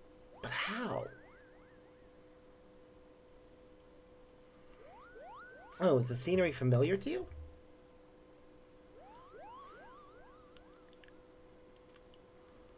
You've been to such a place in another world. The mere thought of it boggles the mind, Kupo. As recall, Jinkei saw this opulent palace in a dream and was inspired to recreate it on canvas. Perhaps his arcane affinity allowed him to visit worlds beyond our own in his sleep. Perhaps someone from that world sent him the vision, Kupo. Regardless, we are undoubtedly within the painting. Bro must be here somewhere. Let's go, Sparks.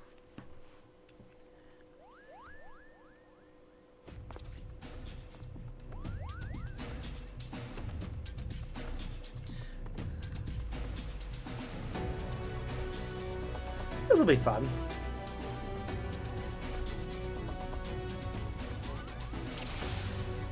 I mean, it is just straight up the Grand Cosmos, but thanks, Kupo. I have a bad feeling about this. Is this our idea of welcome? Have at them, Sparks.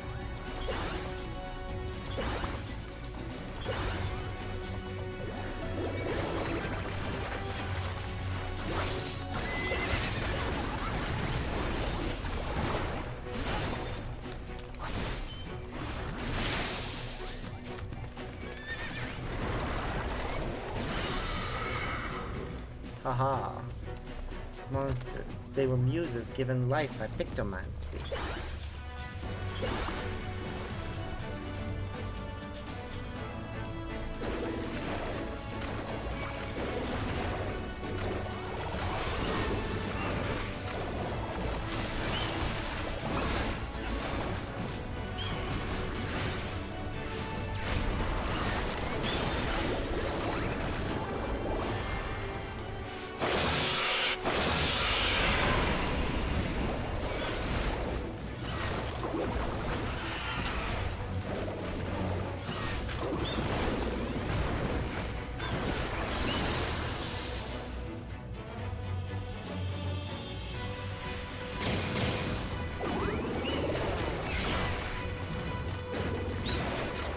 Aha!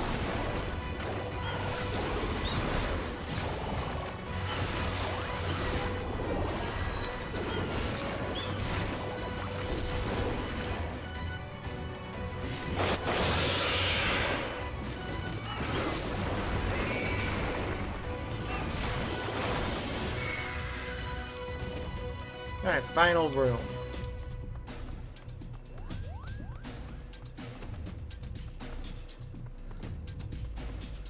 We gotta run into a big boss here.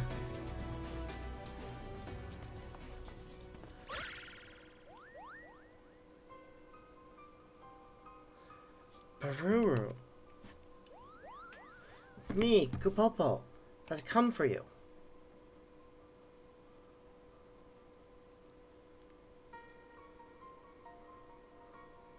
You've come for me? No one would do that. No one. Massacre is gone because of me. Because I was too late. You mustn't say that, Baruru. You're not to blame. Even Kupopo has abandoned me. My only friend. That isn't true. I'll always be your friend, no matter what. Please, Baruru, please come back to me. The paint, watch out!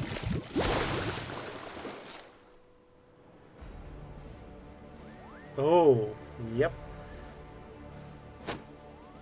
She belongs to me. You have no place here. Master John Cotillier? No. There's a shade born of the imagination. That you should call me a shade, Kupopo. Such insolence cannot be borne.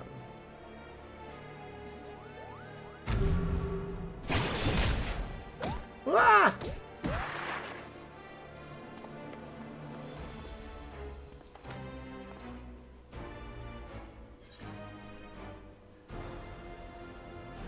The real Junkyard would never harm Kupopo.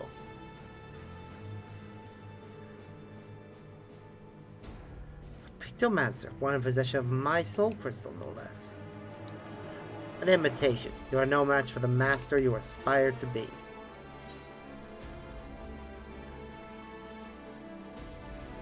My edge is my own, and it's more than a match for yours.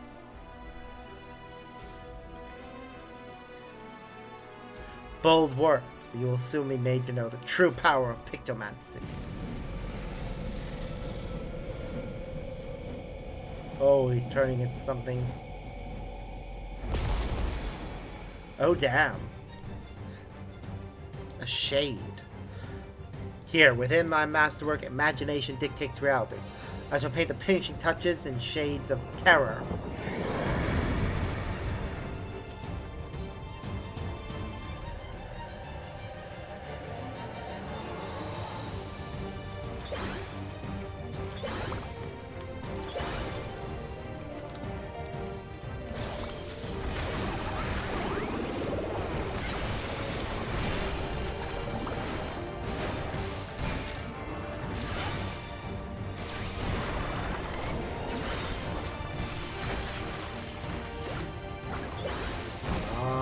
Motif.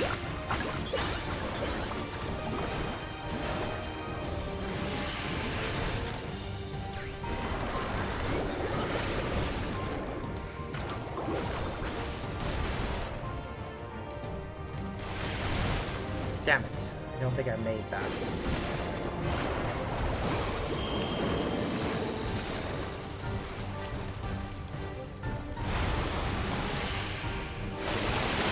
Ha! You fool! You thought your imagination could match mine? You have no idea what you're up against.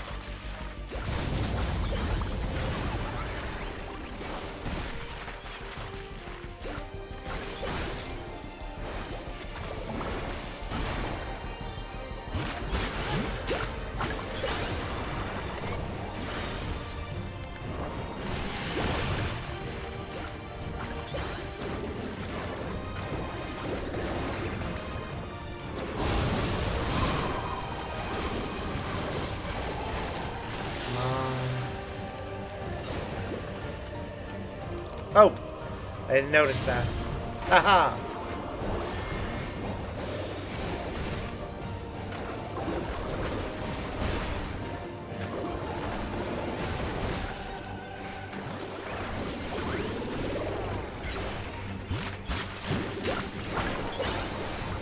Fountain motif. Wonder what that will do.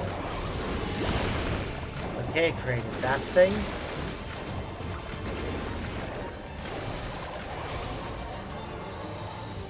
Ah, I see how it works.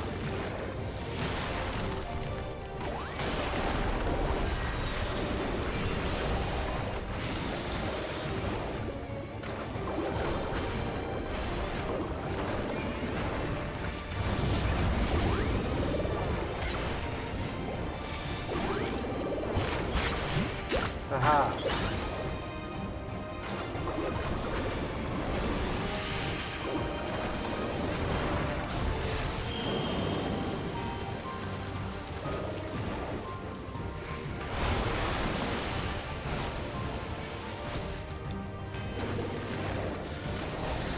He really thought he could match me.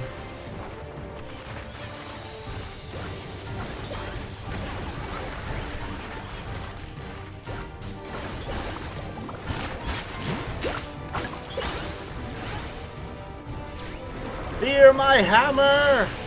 Haha. I win.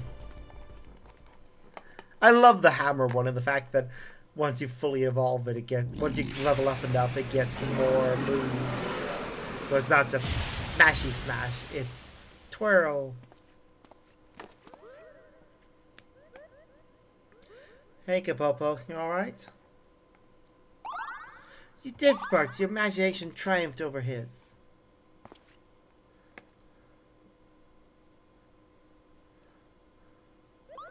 Baruru, wake up, Baruru.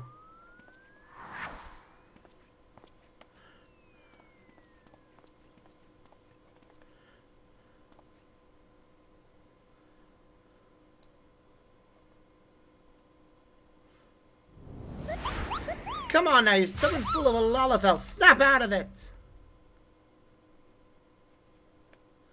Oh, there's her eyes going back to normal. Kapopo, what are you doing here? We came to bring you back, Kupo. Been looking all over for you. He's telling a story. I'm sharing my side. More storytelling. I never thought that anyone would come after me in the painting.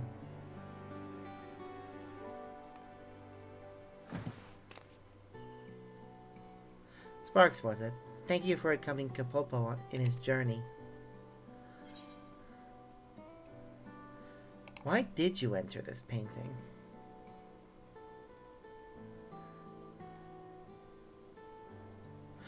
I thought I might be able to meet Master Junkiliak here. He died because of me, because I lacked the experience to anticipate what could happen.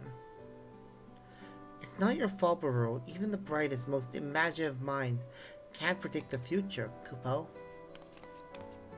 Why are you even here? Trying to be nice after everything you said. My best friend, you abandoned me when I needed you. Told me to make my own way. You know why I said what I said, Kupo. I'm not real. No matter how much I wish it, I can't remain by your side forever. Wait, what?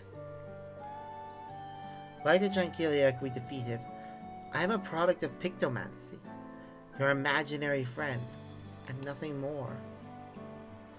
Shit! That's a twist! It isn't uncommon for children to have imaginary friends. They create us in their minds to help cope with their struggles. But children grow up, and when they do, we disappear, Kupo. You don't have to disappear, though. I paint you into being, my very first creation. Just like I painted Master Junkiliak, so I could fix my mistake, and so I wouldn't be alone.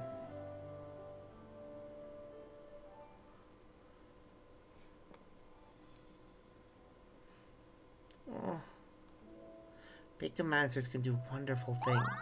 By bringing our imagination to life, we bring hope to those in need, Kupo. This Spark learned through his journey. And so did you, Bururu.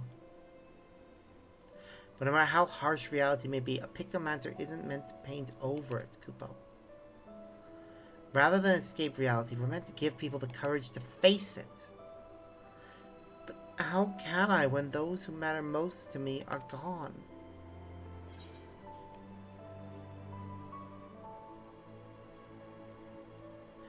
If you carry on for them, they'll always be with you.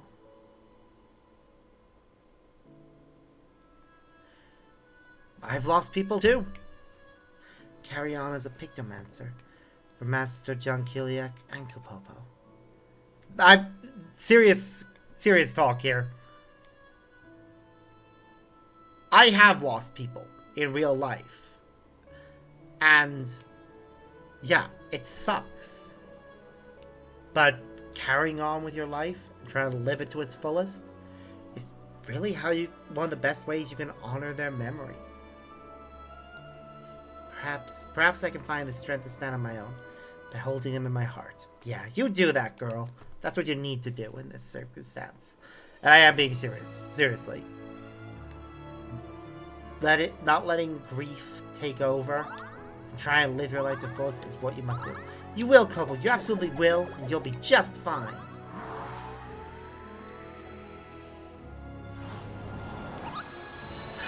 Oh, Kapopo! Safe with that knowledge, I can now take my leave. Kupo! Farewell, Sparks. It was a joy to journey with you. Farewell, Baru. You're my dearest friend, and you always will be.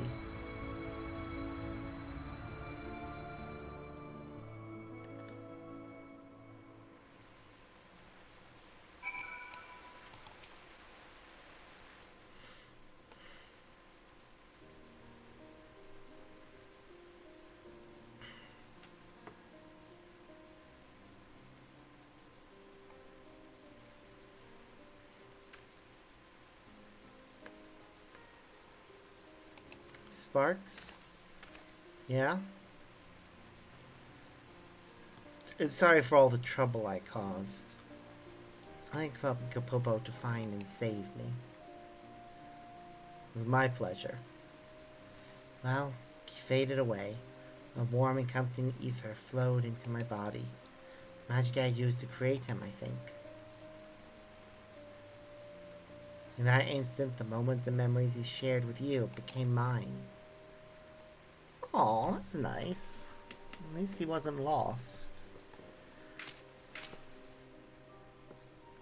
The shade of the shroud, the chill of Kurthus, the brilliance of Gugani. The two of you traveled far. I felt Kapopo's desperation as he searched for me, his yearning for our days on the road with Master John Kitiliak, and his happiness at having found a friend in you. What of you, Sparks? How did you find the journey?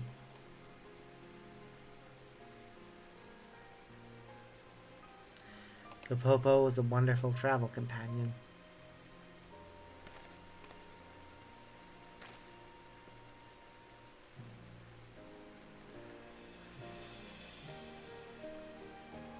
Kapopo will be glad to hear that, and I am too. It means a lot to know that someone else will remember him fondly. I saw my first Moogle here, you know. The way it danced through the air, so full of life and joy. What child wouldn't have wanted a friend like that? I could create him again, recall the feeling and the image and paint him anew. But I won't, because as the two of you taught me, parting isn't the end. Yeah. Thank you, Sparks, for everything you've done for both Kapopo and me. From here, I will set out on another journey as a Pictomancer. Wherever I go, I vow to paint a path of hope as Master John Kitiliak once did, and just as you will continue to do, I'm sure.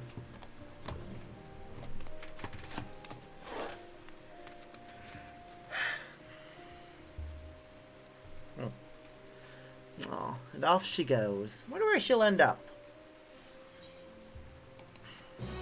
It's likely we'll never see her again. That's just how the story quests go after a point. There we go. That's that. So, back to Viper, as it's the one we're prioritizing for the story mode. And back to Many Fires to continue with the story. I'm just gonna go grab a drink while things load in.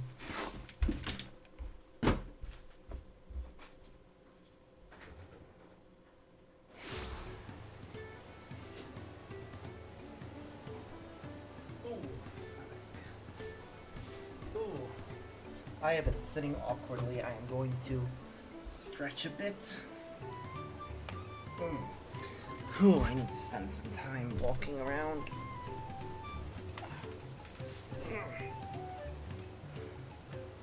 Okay.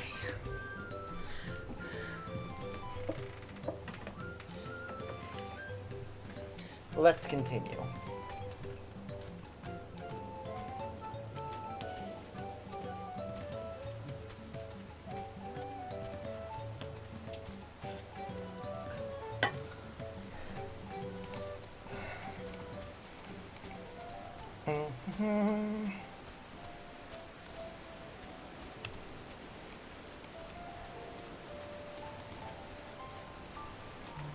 Assuming our Punati has come this way, she'll be hiding in the depths of Marsh Shilagaka. We'll need to lure her back to the shallows with the promise of food. Our Punis eat mainly aquatic grasses and plants, but the tame ones are often fed vegetable scraps. Knowing this, I added leftovers to the feed I prepared. This should help the mixture stand out against the marsh's natural scents. Nagaka is crawling with predators, however, so I'll leave it to you to scatter feed deeper in. I'll be waiting for you near the shallows with the rest of our Puni's enticing feast.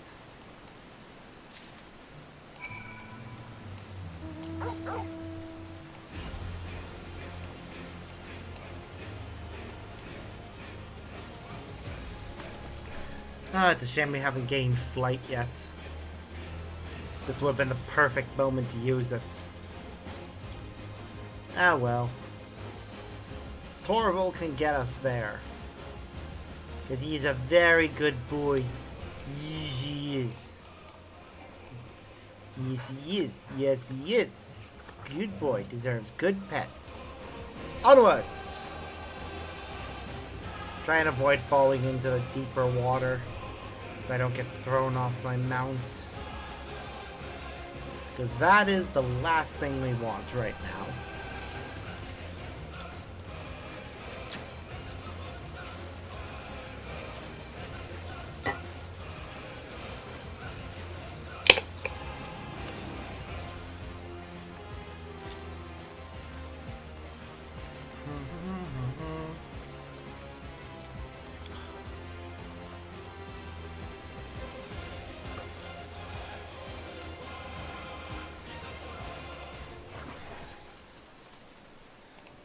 Check something quickly.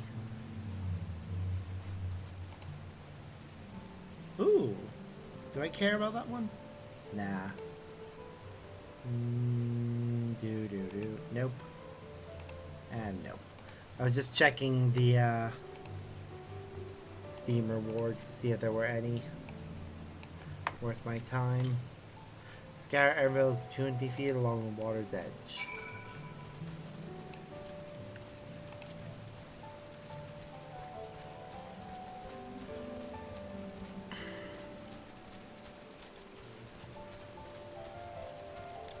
Huh, I just want to check something. Alright, the first Endwalker trial was at level 83. I was just checking for that. For my own curiosity. We are very close to leveling up again, but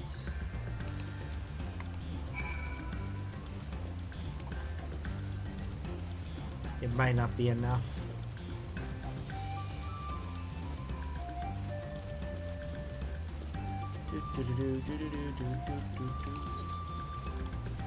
Feed our chocobo again. Get it even closer to leveling up. All set. I just finished laying out the last of the bait. Step back out of sight and leave the rest to me.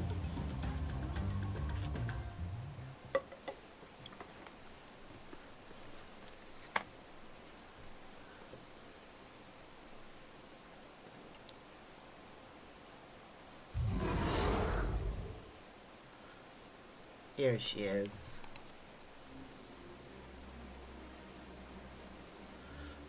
Shh, something to be afraid of. We just need your help one last time.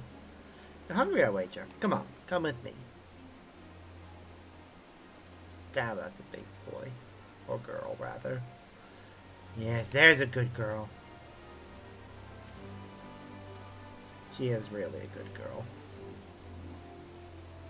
We'll be fine here, I think. I'll give her a few more treats, then lead her over to the boat. You can let Kona know we have our Punichi back.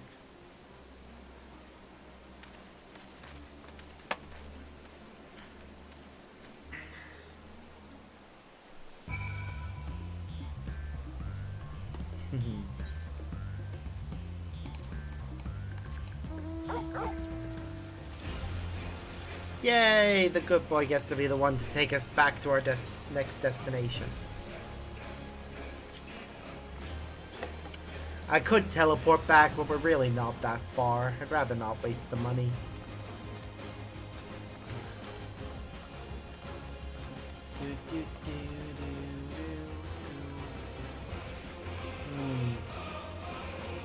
This makes me happy.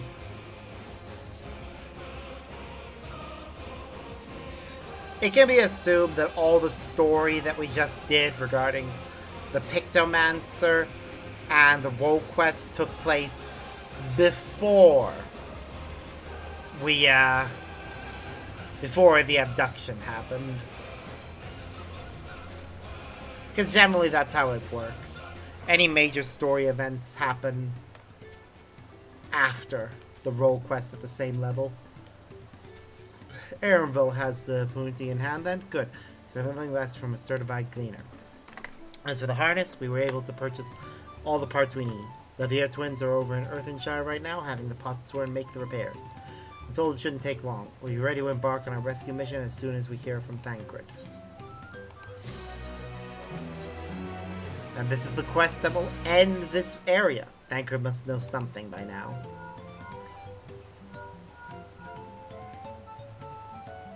You found her? Understood. Thank you. I had but to invoke his name. Thancred followed the Hubigo's boat to its destination, confirmed that they are indeed holding my sister captive. They, of course, being Bakal Jaja and his minions. I swear, I will make them regret this.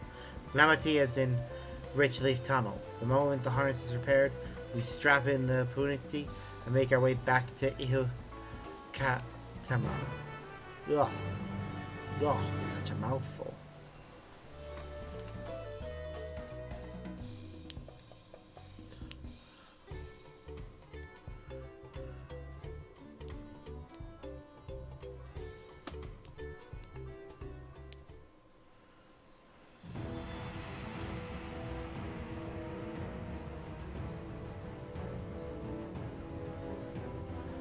And we'll catch up to Thancred in a moment.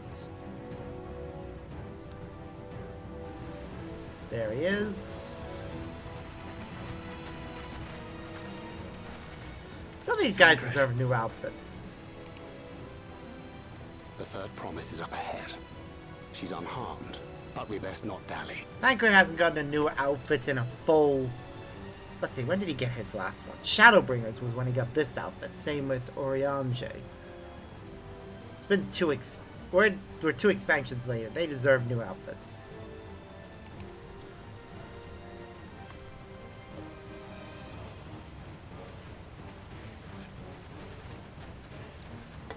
After all, Thancred got a new outfit in Heavensward and... Wait, no. Yeah, he got a new outfit in Heavensward, which he kept throughout Stormblood. And then he got a new outfit in...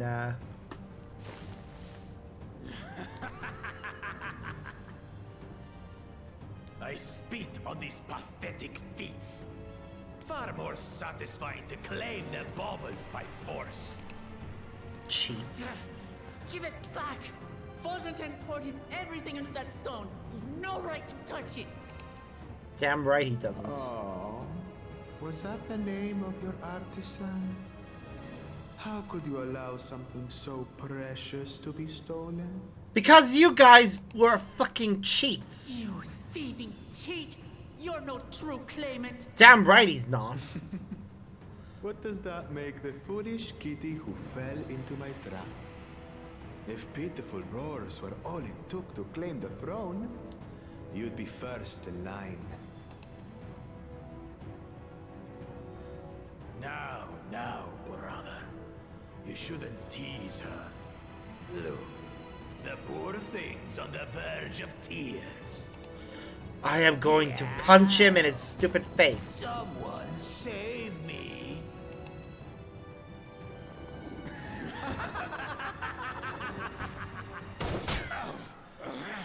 Oh, he deserved that. Ah! Yep, our brother. His scales are as thick as his skulls.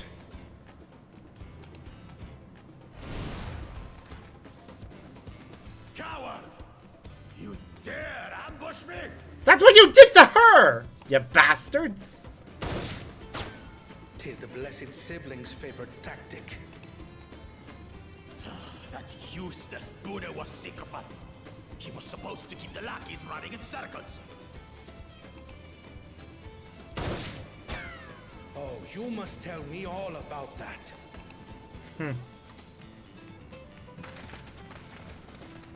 Careful now.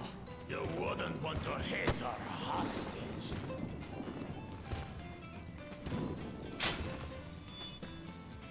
Coward. Fucking cowards.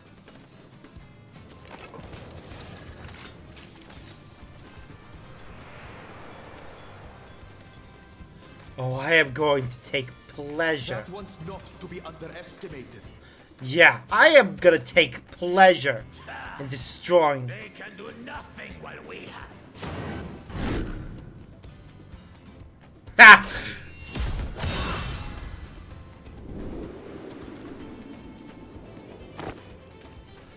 Whoop!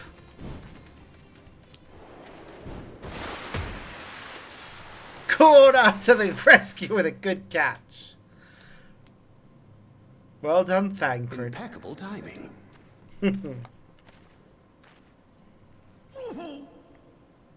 Amachi, are you alright? The better question is, are you? Thanks to you.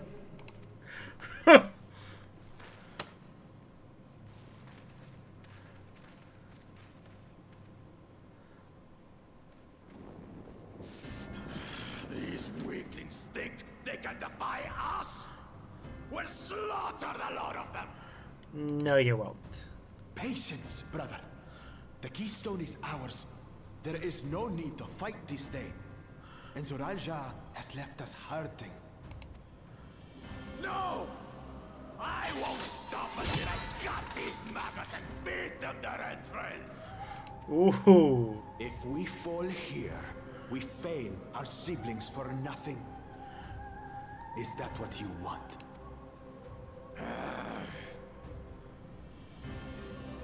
No, brother. Break off! We retreat! No, you don't! Wait! Damn you, Bakul Jaja! Cowards! And they stole our keystone, too. Do we give chase? We head back. Hamachi is safe. And that is what matters. Damn right.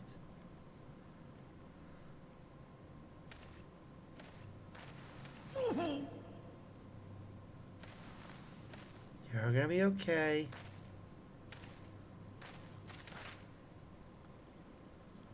I am going to feed Bakul Jaja's heads to each other. I swear to God.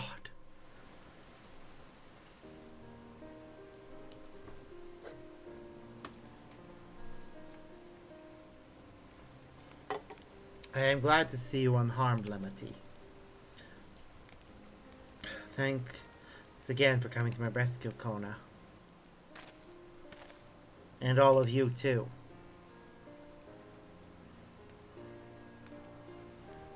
Bakul Jaja must be desperate indeed to resort to such aggressive tactics. I shouldn't have been so careless. I underestimated him. It cost me a keystone. Fontaine upended his life so that I could accomplish the Moblin's feat. He believed in me, believed in my cause. I've let him down.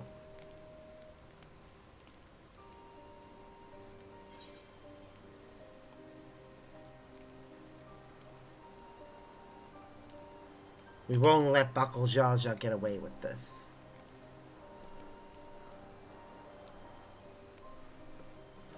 God's damn right about that. Next time I meet that brute, I'll knock him straight on his scaly behind and take back my keystone. Speaking of vengeance, didn't Bakul Jaja curse some useless Buniwa sycophant when he caught sight of us?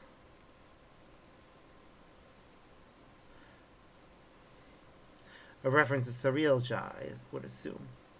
He is devoted to our brother, and is the only Buniwa I know of participating in the right of succession.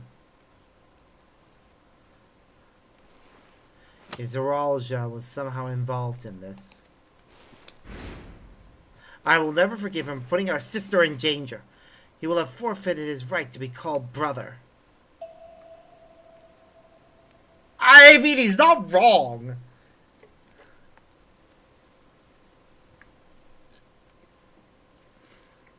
It'll also be him admitting that his sister is better suited for the throne. And Bakul Jaja should face punishment, of course. But so must the bandits who had the temerity to abduct Lemity. His requested father sent a contingent of Landsguard to enforce the law in this region. I agree that measures need to be taken to keep travelers safe. But I wonder what pushed these people towards the life of banditry in the first place. If we dig deeper, we might find a way to improve things for everyone.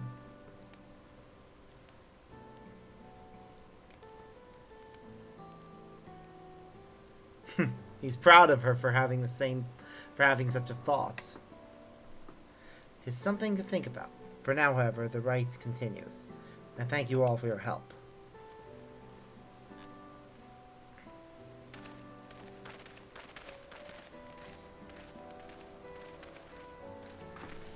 We should be moving on as well. Are you feeling fit to travel, Clement? You bet I am. They're all just getting a good head start. It's time we clawed back some lost ground.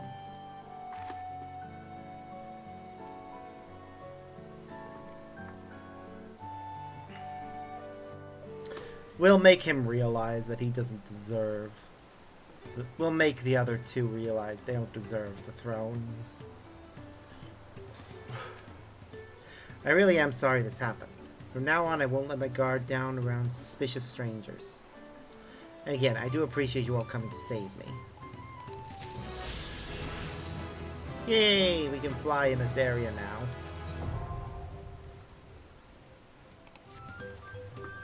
The road beckons, friends. Let's be on our way to the Yaku. Then it's back to where the path for the mountain begins. You remember the spot where you were tricked into walking off with Wawakesa? Just gonna rub my face in it like that, eh? I wonder if he's raising my hackles on purpose, though. You know, trying to keep my anger directed at him instead of myself. Either way, we can't be standing around here all day. We have a lot of lost time to make up for. Well, the class just leveled up. But I'm gonna take this with some of the other ones. I think I'll go with Summoner. It's the closest to leveling up next. I know I have ones that are lower leveled, but I'm gonna run Machinist and Gunbreaker through the level 91 dungeon a few times off camera to help with them. Check recognizes you. You're the lowlander who was journey sharing with Wilcamont. If you happen to find yourself free hands, perhaps you could do a friend favor for Chechachuk. As you know, that eye catch, Mayfires is currently closed packed with travelers waiting for the flight of We Wingless to be repaired. And to truth say it, our food stores are nearly empty shelved. Lucky-wise, there is a plentiful tasty meat in the Riverlands to the west, but it just needs hearted Landsword to collect it for him. If you could help restock stores, he would be so grateful. Yep, can do.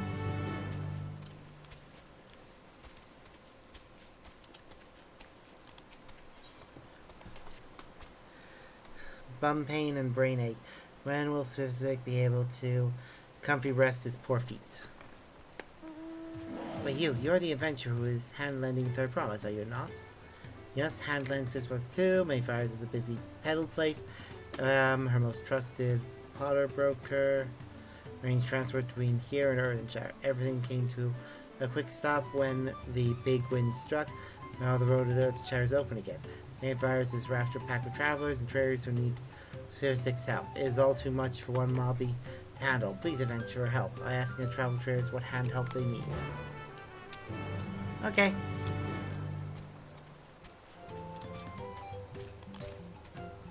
Yes, that's right. I'm Earthenshire bound. I can't leave soon enough. My fruit's already on the turn. It's bananas mostly, some apples, a few peaches, basically anything you can eat with one hand while you carry on working with the other. The artisans can't get enough of them.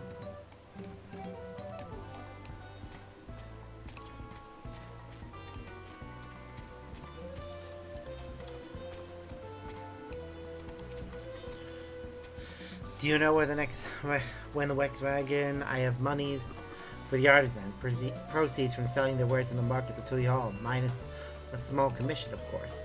I'm very keen to get there by the due date, not only in order to avoid any late delivery penalties, but because I simply cannot wait to see what new miracles those master craftsmen have created.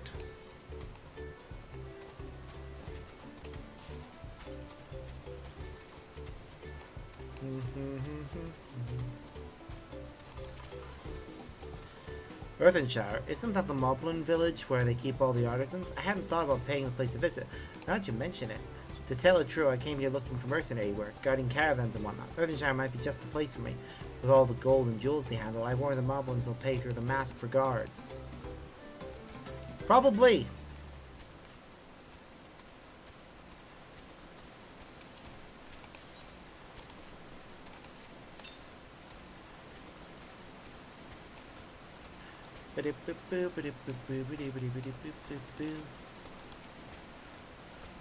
Am I looking for passage to Earthenshire? Not me, my friend.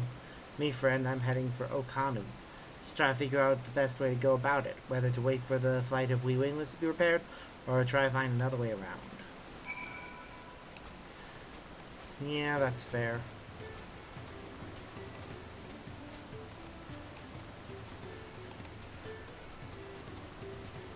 Alright. Hunt a a widowmaker and gather its flesh. Okay, let's summon our carbuncle first.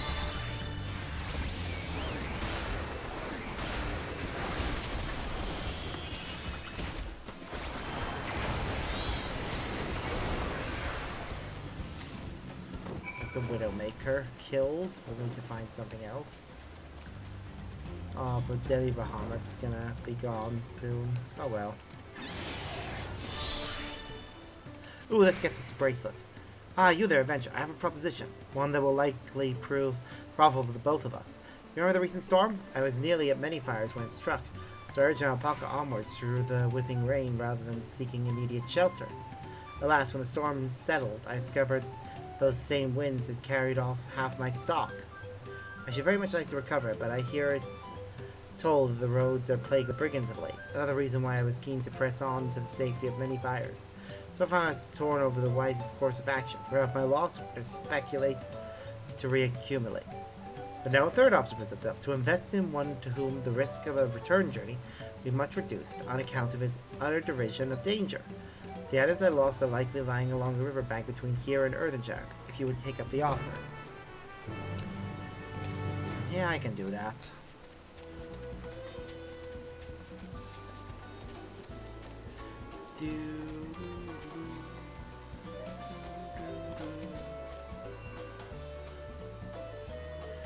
Excellent work, my friend. Now Sir Spock knows who needs wagon landing. All that remains to decide who to wagon land to first. Fresh fruits, he thinks. Earthenshire artisans need mine fuel after all. Then the trinket seller and the sword lender, and finally the north goer. Whether Earthenshire or no, so it will sure make that everyone goes where they need to go.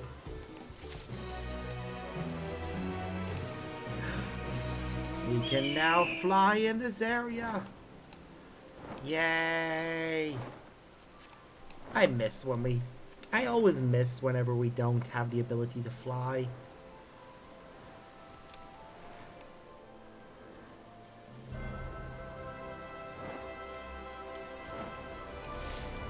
Alright, lost belongings.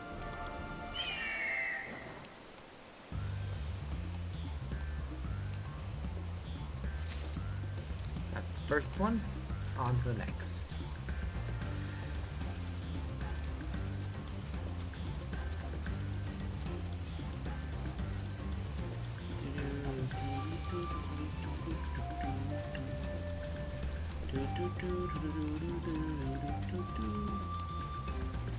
There's the next bit of lost belonging. And I think of that is the bird we need to kill. Yep. You can enjoy having Garuda.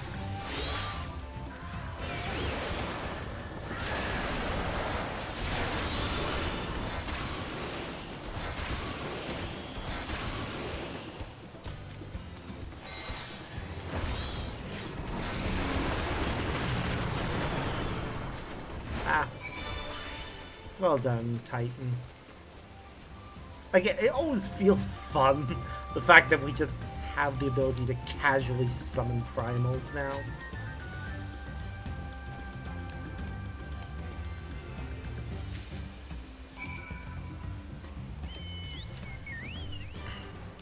Yeah, off camera when I have the opportunity, I am going to make all of the materials necessary for the quests. And gather the resources needed. It's just something to do later. I don't really want to do it right now. It'll be something I do off camera and then probably turn in like at the start of a subsequent stream. Ah, you're back and still in one piece. I see. That's good news at least. Do you have any more for me?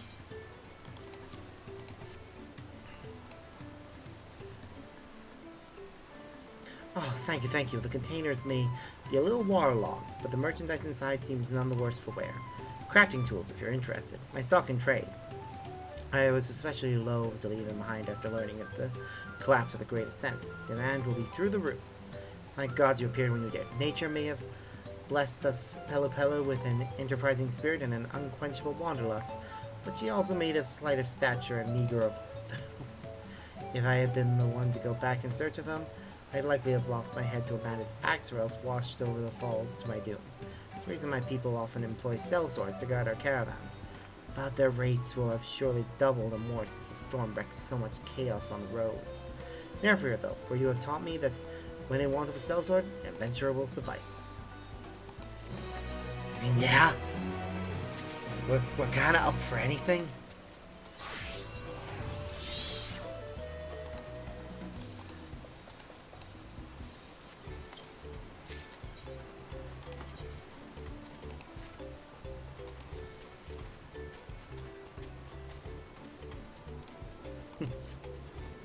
Well, ooh, I just remembered actually. Let's see.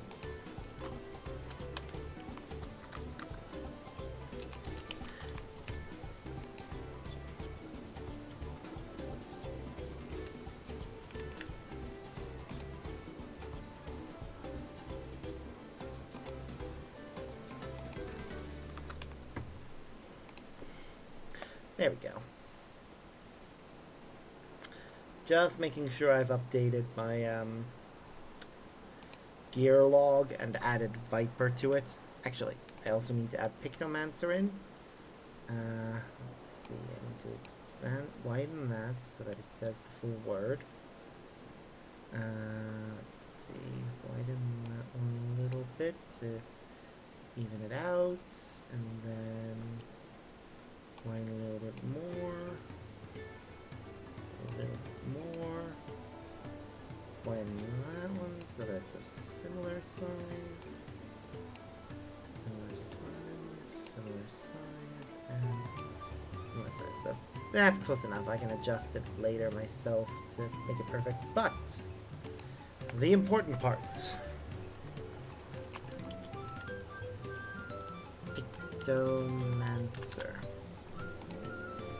Added there, and currently has a... Huh! Now I think about it, what does Pictomancer have? Weapon-wise. I think it's 515. I can get something better if I want, if I return to the old Charlian and trade in something. Not even trade it, just collect. But that requires me going back to old Charlian. Or wait, is that actually the one I have equipped? No, I don't think it is. Although, I don't remember if I actually went and picked it up. I might have decided to put it straight in a glamour dresser, to be honest. Chekochuk has keen kneaded and edged his knives, and ever stocked his ovens. Did you bring the meat? Yep.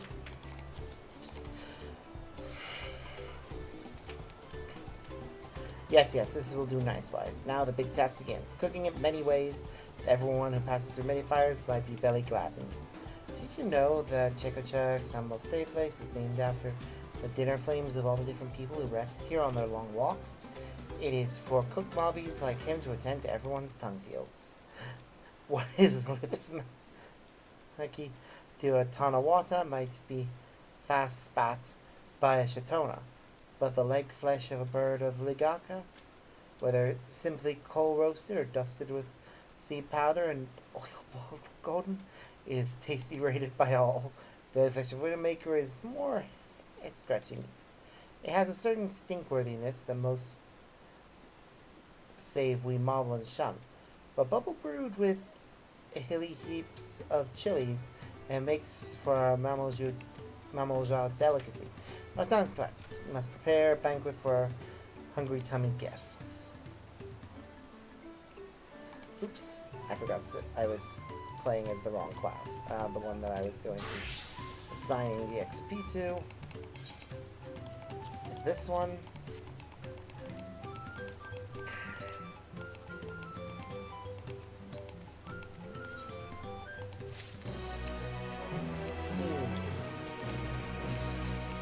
Onwards.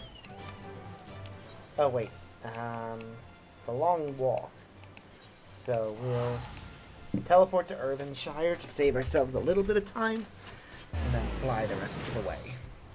Huh, we should be able to finish by the time I would usually go to bed. That's good. Must remember to send a message.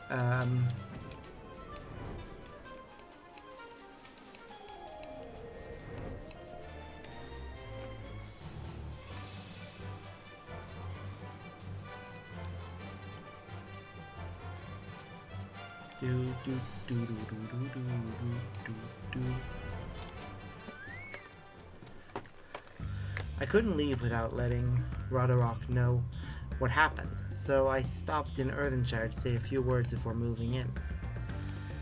Moving on. And now Erenville is nowhere to be seen. Can you wait a few more moments? So much for giving in the benefit of the doubt. Come on, let's catch up. I want to give that smug gleaner a piece of my mind. I worried Wilkemont would agonize over the loss of a keystone, but it seems I had nothing to be concerned about. Onwards and upwards, then.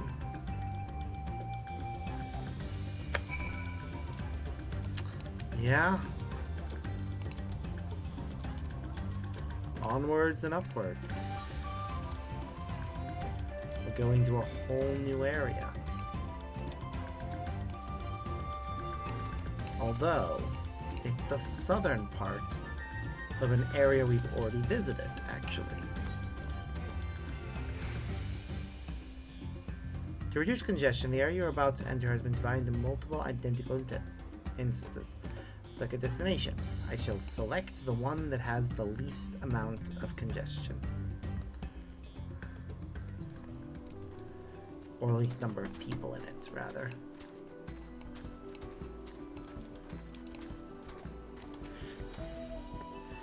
As I'm sure you've noticed, the air grows thin at this elevation. Take it slow until your body adjusts. Deep breaths. Drink plenty of water. 2 more steps, and we'll be in Warler's Echo.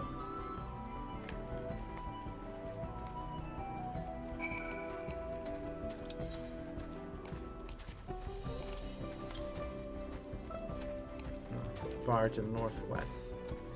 We'll explore this area properly later. Probably, maybe off camera. I just wanted to at least meet the giants and make a little bit of progress in the story of this area. So first, the Alpaca Keeper. Next, admiring our giant friends.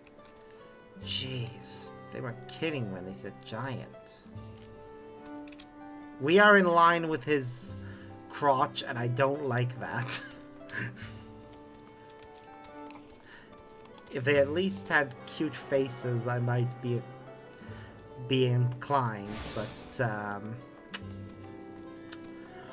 I don't know how to feel. No, those are fishes.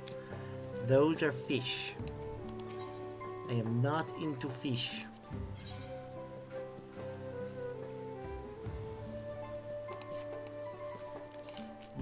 No to the fish. Off we go. Wook Lamont. What do you have to say? Oh, I think I'm getting used to the air up here.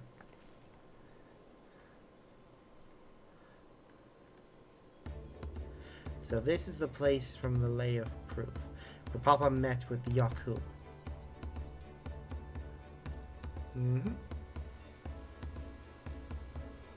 And that must be them. I don't think I've ever actually seen one outside of a picture. So it is for most Turali. The giants rarely visit the lowlands. Here in their mountain fastness, they tend to the solemn duty they pledged to undertake in their pact with the Dawn Servant. To watch over the Tural Vidral, Vala Garmanda, and maintain its prison within their temple. Ah yes, Wuklamont told us about the Tural Vidral, creatures that live for far longer than normal and awaken strange powers. Indeed, even among those anomalies, Vala Garmanda is unrivaled in strength. It has endured for centuries, bringing catastrophe each time it emerges from its lair.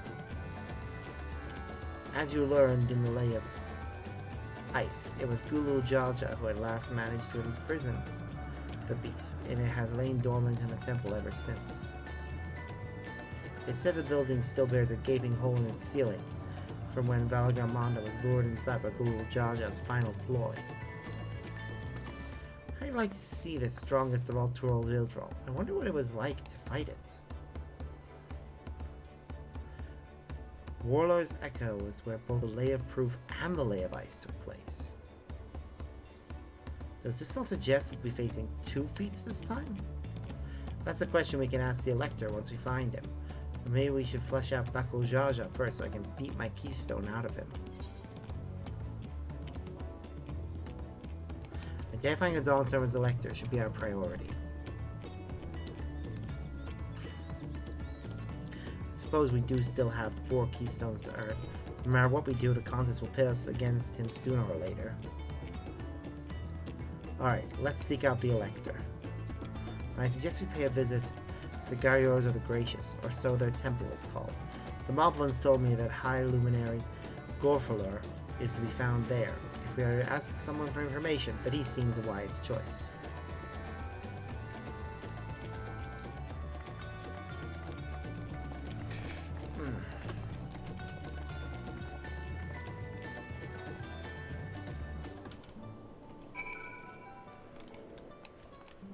Okay. I should have Eos with me in case something comes up.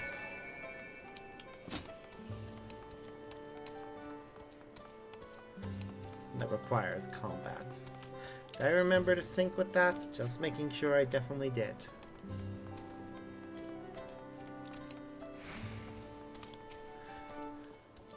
Let's see if I can convince the guards to let us through. I am Lukamont, third promise of Tuliol, and I seek your Elector for the right of succession. May I speak with Gorfalur? The Luminary has granted admittance to the claimants. You may enter. Oh, that was easier than expected. In we go then.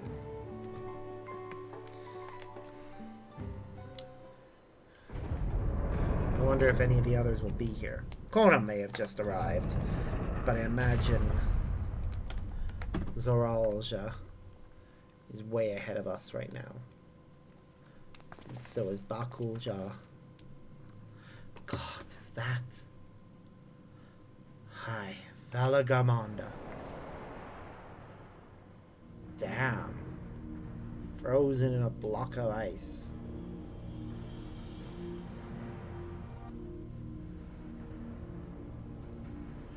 Welcome.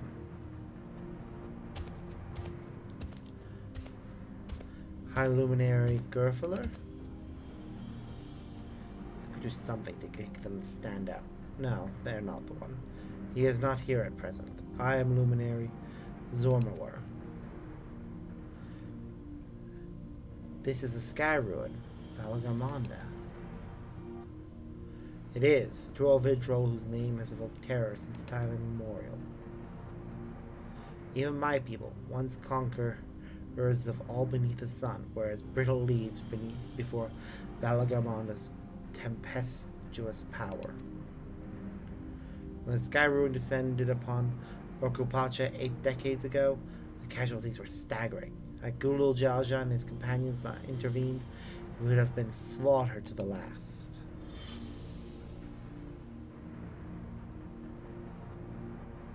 Their titanic battle with Galamon raged for 10 days and 10 nights. As our foe fought on, tireless and relentless, our heroes were pushed beyond the limits of their endurance. Thus did the head of reason concoct a desperate plan. Gulul Jalja tricked the sky ruin to losing control of its own ice magic, causing the unwitting Tural Vidrol to encase itself in frozen ether.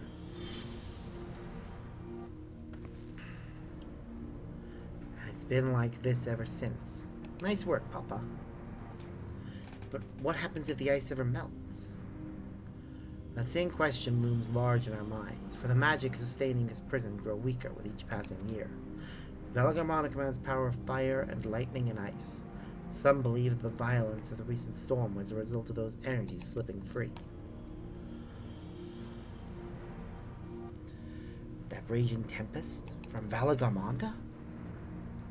Setting future worries aside, you are come to attempt the feat of proof, yes?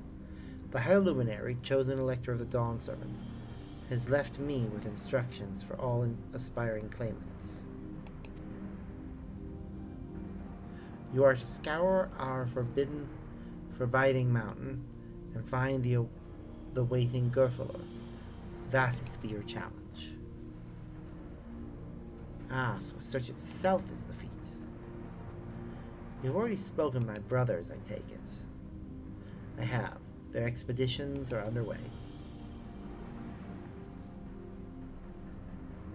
Then we better pick up the pace. Aye, but we'll need a direction to search him first. Let's see what hints we can gather from the villagers.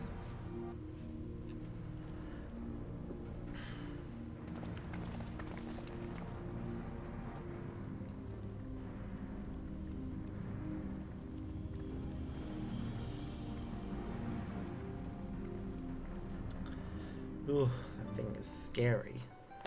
I mean, somebody had to fight that for 10 days and 10 nights? I'll imagine what would happen if we had to. And the next quest is level 93. God, Galagarmonda is enormous. I know Papa had friends with him, but it's incredibly good hold his own against that thing. Should his prison ever fail, though, we can't expect the old guard to come running. It'll be up to us to save the day.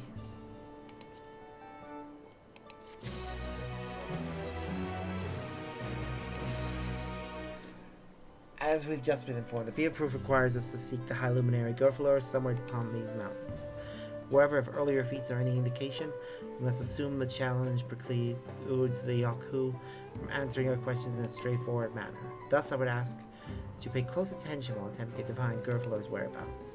Though giants may not give us a precise location, there may be clues hidden within their words. Such is my theory, Eve. Let's see what we can discover.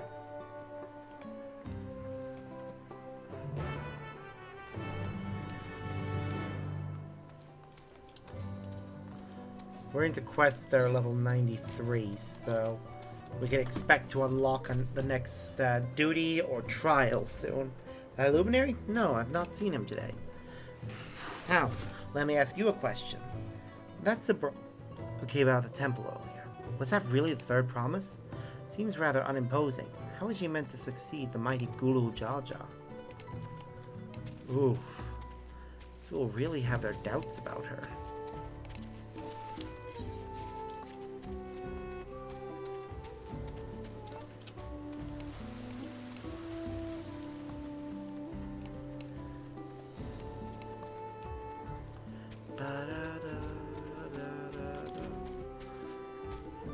Ask at the High Luminary as well, are you? I know not where to find him, but I do hope you have the opportunity to speak together. He is a great man with a deep reverence for our traditions. These glyphs we carve, for one. He affords them as much value as any treasure we possess. They are records of lives lived. Your arrival, too, I will etch into the stone. The story of our meeting may endure for untold turnings of the sun. If you're curious about our ways, then I bid you visit Proof, to the northwest of here. It is one of our grave sites. Gravesite simply called Proof. Appropriate.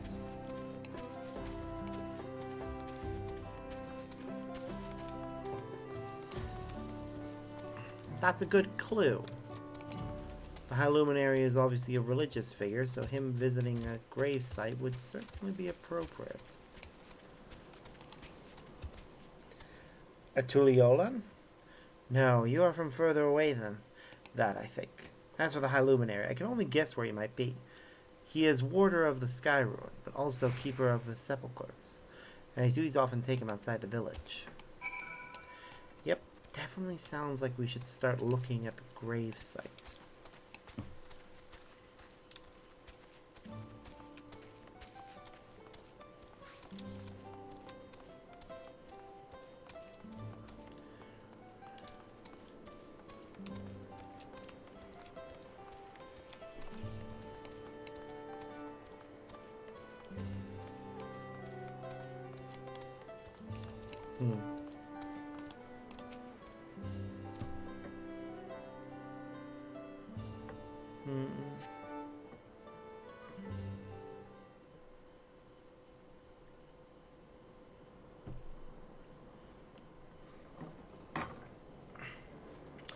First thing first, was anyone able to coax forth a definitive location for the High Luminary? Yup. None of us were. As expected. What they have clues or other hints that might point us in the right direction? I heard that in addition to his usual duties, Gryffindor is also charged with keeping the graves. As did I. The Yaku sepulchres appeared to hold a special significance in their culture. Would it be appropriate for us outsiders to enter into their burial grounds? One of them actually told me to visit. Proof, you say, and he encouraged you to visit this place yourself. Then let's go and take a look. Even if we don't find Gryffindor there, it will give us a chance to learn more about the Yaku. The gravesite is somewhere northwest of here. Well, we can leave from that side of the village for a start, shall we?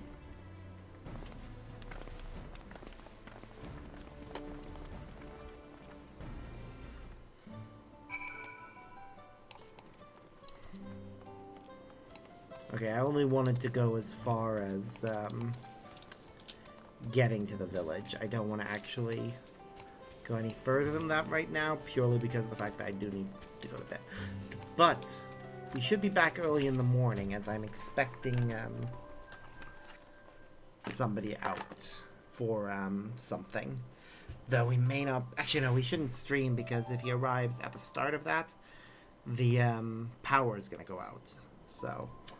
Oh well, the others have gone on ahead to prove, following the trail west. There are sharp drops everywhere, so we're all moving at our own pace. Some of us are not built for craggy terrain. I thought to get my bearings from up here first, so I don't stumble off a cliff. Why don't you try catching up to Aaronville? He should be able to point you in the right direction. I shall do so, but I'm gonna log out over here, inside the safe zone. That way I can benefit from rest XP. Did I get another beta copy of Light in the Storm? Search for recipes using this material. It's one that we already have, so I'm going to discard that.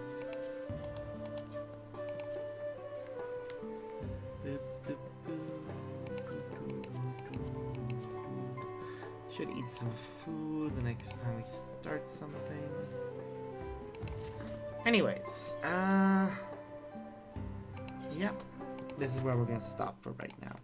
I need sleep because I have to be up early in the morning for a workman coming out to do some stuff. So yeah, that's what we call it. Overall, I'm happy. The role quest seems like they're going to be a lot of fun, so I look forward to playing more of them. The main scenario is also very interesting, and I am really hoping we get to punch Buckle Jaja in his smug faces. Like, I adore the fact that he got shot several times and also exploded a little. Even though it didn't do much damage, I'm still happy that he got embarrassed like that. I just wish he hadn't snuck off. Bloody coward. Thinking he can just do that. Oh well, I'm sure we'll get to catch up with him soon and embarrass him completely ourselves. But that's going to have to wait for next time. So until then, as always, I've been Sparks, and I look forward to seeing you all in the next video. Bye!